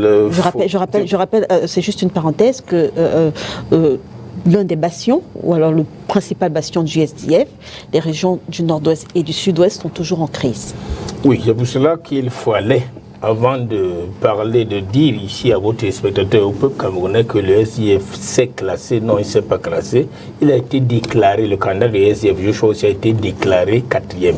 déclaré par ceux qui vous ont contestez, le vous contestez pouvoir ce de le faire. résultat? C'est-à-dire, oui, je vais démontrer tout à l'heure pourquoi. D'accord. Parce que vous le dites si bien, le bastion du SDF, tout au moins l'un de ces bastions, pour dire le bastion, les régions du nord et du sud-ouest, notamment dans le nord-est, il n'y a pas eu élection, parce qu'il y a de la crise. Mais il fallait avant toute chose dire au peuple, rappeler à la conscience collective que le candidat du SDF, adoubé par les forces du changement, des forces pour le changement, est sorti vainqueur de l'élection présidentielle de 1992. Ça aussi, il faut le dire aux Camerounais. Mais que les camarades de Rifoué ont décidé de ne pas quitter au pouvoir. Ils ont décidé de rester au pouvoir et ils sont restés au pouvoir jusqu'aujourd'hui avec M. Biya. Vous connaissez ça, il faut le dire aux Camerounais. 92, alors maintenant, nous sommes 92, oui. Il faut le dire. Et tout ce qui va s'en suivre, notamment ces calendriers électoraux qui vont être changés du jour au lendemain, quand Emmanuel ici affirme qu'il y a eu élection en 2002 et qu'il y en a eu en 2007, je lui ai demandé toutes les élections, il a dit non, les élections municipales et législatives. Il faut comprendre qu'il y a eu plusieurs refontes à un moment de liste électorale, parce que sortis de l'élection, ils se rendent compte qu'ils ne peuvent plus continuer avec la même liste, il faudrait passer par le couloir. Non, quand en 2007, nous sommes encore à l'élection présidentielle, aux élections législatives et municipales, vous savez ce qui se passera en 2008, parce que 2011, le mandat du président devait arriver à son terme, et là, il devait boucler ses 2 mandats. Et la Constitution d'alors disait qu'après 2 mandats, il ne pouvait plus se représenter. Mais en 2008, ici, nous savons comment cela s'est passé pour que le verrou soit levé. Et les Camerounais pointent le doigt accusateur sur quelqu'un qui aurait collaboré fortement avec le régime en place à l'époque pour lever ce bouclier. Ce n'est pas ça le débat. Et la suite, c'est ça. Encore que c'est faux. Ah bon, la suite, encore que c'est la faux, suite, nous la connaissons. Ça a été prouvé la suite, nous la connaissons. Donc, aujourd'hui, j'ai suivi Patrick Obama ici dire voilà, ils ont été 3e, ils s'en félicitent. D'ailleurs, vous avez semblé contester le rang occupé par Joshua aussi en 2018. Vous avez dit qu'il a été désigné dans les faits. Je dis et je répète qu'il a été classé, il ne s'est pas classé. Le candidat du SDF ne s'est pas classé 4e. Je veux dire, c'est quoi la différence entre il a été classé Il a été classé parce que nous connaissons le système de proclamation des résultats de la présidentielle. Vous pensez c'est le Conseil constitutionnel qui proclame les résultats. Et nous l'avons démontré parce qu'il n'y a pas eu élection en 2018 dans les régions du sud-ouest et du nord-ouest qui étaient déjà en proie à la crise et qui a débouché sur ce que le président de la République, Paul Biya, s'est permis de dire « nous déclarons une guerre ». Il a déclaré une guerre sur son propre territoire. Et cette guerre perdure jusqu'à l'heure actuelle. Quelles autres instructions a-t-il données à son gouvernement pour que cette guerre ne soit pas terminée jusqu'aujourd'hui? Et c'est là une des preuves de son incapacité à pouvoir continuer à gérer normalement le pays. Alors, Joshua aussi a été déclaré 4e. Il y en a qui s'en délectent, qui s'en réjouissent, mais simplement parce qu'un de ses bastions lui avait été amputé. Et c'est la même chose en 2020. Et en 2020, le même Conseil constitutionnel s'est dédié, parce que quand nous allons aux élections législatives et municipales, de ce côté, nos candidats ont été, il y a eu des coups de feu, il y a eu des morts dans nos rangs, des coups de feu tirés ici et là par même les forces. Et malheureusement, nous avons dénoncé qu'il n'y a pas eu d'élection. Le Conseil constitutionnel a dit oui, il n'y a pas eu d'élection, a annulé les résultats, sauf qu'au Cameroun, la loi demande qu'on reparte aux élections dans un délai, je ne sais pas, de 30 jours. Et malheureusement, si le Conseil constitutionnel avait la possibilité de pouvoir demander de suspendre d'abord les élections, le temps de la guerre, peut-être l'aurait fait, mais cela n'est pas le cas. On a demandé à repartir aux élections et le SDF a décidé de ne pas aller aux élections. Sauf que justement, le contexte est presque le même, 2025. J'en viens. Raison pour laquelle aujourd'hui on nous dit nous avons dégringolé pour épouser ton expression. Mais je veux dire de 43 députés à 5 députés. Nous sommes sereins, nous travaillons, comme l'a dit Patrick, pour davantage occuper le terrain au niveau national. Nous continuons à demander que le code électoral qui est mauvais soit révisé. Nous continuons à travailler au niveau d'une plateforme avec plusieurs partis déjà, dont certains sont sur, les planteurs sont sur ce plateau. Et le gouvernement lui-même, le RDPC, a reconnu que ce code électoral méritait une relecture. Et même nous avons la correspondance, le rapport de l'ECAM sur cette situation. Nous continuons à demander qu'il y ait l'introduction du bulletin unique au niveau de l'élection présidentielle. Et je vais me permettre d'ouvrir une brèche. L'élection à l'Africafour qui a vu arriver, là je vais le dire, qui a vu finalement, je vais citer un individu, qui a vu arriver Samuel Eto'o, s'est fait sous le bulletin unique. Oui. Ça limite la corruption. N'est-ce pas? Ça c'est pour lutter contre la corruption. Et le SDF continue à croire qu'il faut que nous allions vers un bulletin unique pour tous les candidats. Alors il y a un certain nombre d'actions qui sont prises. Nous n'allons pas tout dévoiler ici pour travailler. Mais, comme Emmanuel a dit, tous les Camerounais qui veulent être président de la République peuvent faire office de candidature. La loi permet qu'on peut être investi par un parti politique, et la loi permet également des candidatures indépendantes. Et les conditions sont prévues par le code électoral actuel. C'est-à-dire qu'il faut avoir 300 signatures, dont 30 par région sur les 10 régions, et il faut les avoir des chefs de premier et de deuxième degré, des élus, des élus locaux, des membres du Parlement. Donc il n'y a pas de raison qu'aujourd'hui on commence à discuter sur qui va être candidat ou qui est exclu sur la base d'une décision ou d'une réaction d'un ministre de l'administration territoriale. Non, il faut que les gens travaillent sérieusement. Sauf qu'il faut éviter de donner l'impression que le débat politique se résume à deux partis politiques, comme le fait, ou alors comme le font un certain nombre de médias, ou alors que le débat est embrigadé autour de 2 ou 3 leaders. Non, ce n'est pas le problème. Le débat politique est ouvert et il faut que les Camerounais se mobilisent, mais que les Camerounais ne perdent pas de vue que notre adversaire commun, c'est le régime de M. Biya, ce régime qui ne donne pas de hautes instructions pour que les salaires des enseignants soient payés, ce régime qui n'arrive pas à donner des hautes instructions pour que la crise dans le nord-ouest et le sud-ouest prenne fin, ce régime qui n'arrive pas à tout faire, à donner des hautes instructions pour que le panier de la ménagère s'améliore, ce pays qui nous maintient dans un système où les soins de santé sont encore au niveau, les Camerounais n'arrivent pas à accéder aux soins de santé, encore moins aux hôpitaux. Voilà le vrai défi à relever. Merci. Ce n'est pas le défi du football. Le football, lui, je le dis, il va continuer à se jouer. Et mardi, nous souhaitons encore une autre victoire à nos valeureux soldats. Pour faire un petit résumé sur ce plateau, j'ai un représentant du RDPC, un représentant du PCRN, un représentant du MRC et un représentant du SDF. Comme par extraordinaire, tous candidats à l'élection présidentielle 2018. Non, sauf que nous étions tous à l'élection présidentielle 2018 et nous avons écouté les 4 premiers sièges vu le rapport du Conseil constitutionnel. Donc ce n'est pas le hasard. Très bien. Je veux te féliciter pour cela. Donc effectivement, au PCRN, enfin, on est certain que Cabral Liby sera candidat. On est certain que Maurice Kamto sera candidat. On est certain que Joshua aussi sera candidat. Non, je peux dire, il faut y remettre le bémol. Nous n'avons pas, comme au RDPC, un article 27 alinéa 3 qui dit que le candidat du parti, là-bas, chez eux, le candidat, le président national. Voilà, le président national du RDPC, le candidat du RDPC à l'élection présidentielle. C'est leur texte. Et eux, ils l'appellent même le candidat naturel. Chez nous, une fois que l'élection présidentielle va être convoquée, nos textes disent que nous irons à un congrès extraordinaire pour désigner notre candidat. Pour le moment, je parle ici, sous le contrôle des militants qui me regardent, je rappelle les textes. Le président national du SDF à ce moment, c'est l'honorable Chief Joshua aussi. Tout le monde le sait, mais je crois qu'il ne sera pas le premier à vouloir violer les textes. Non, ce n'est pas l'habitude chez nous.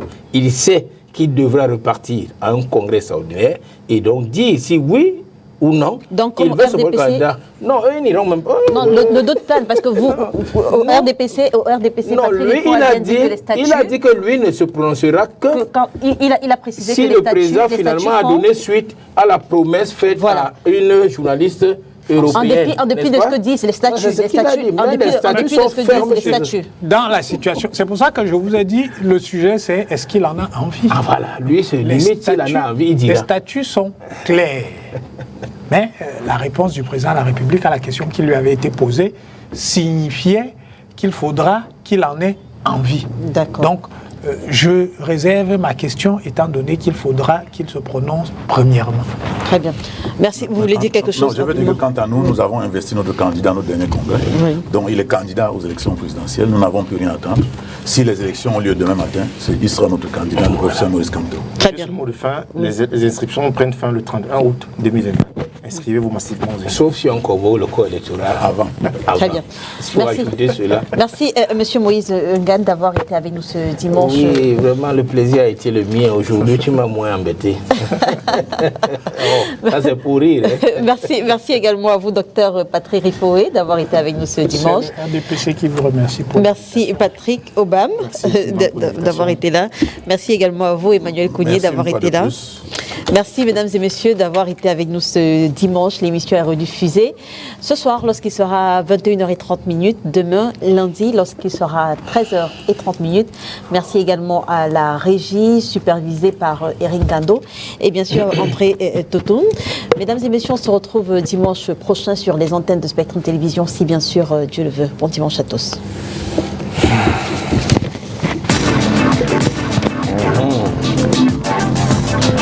C'est une bonne émission.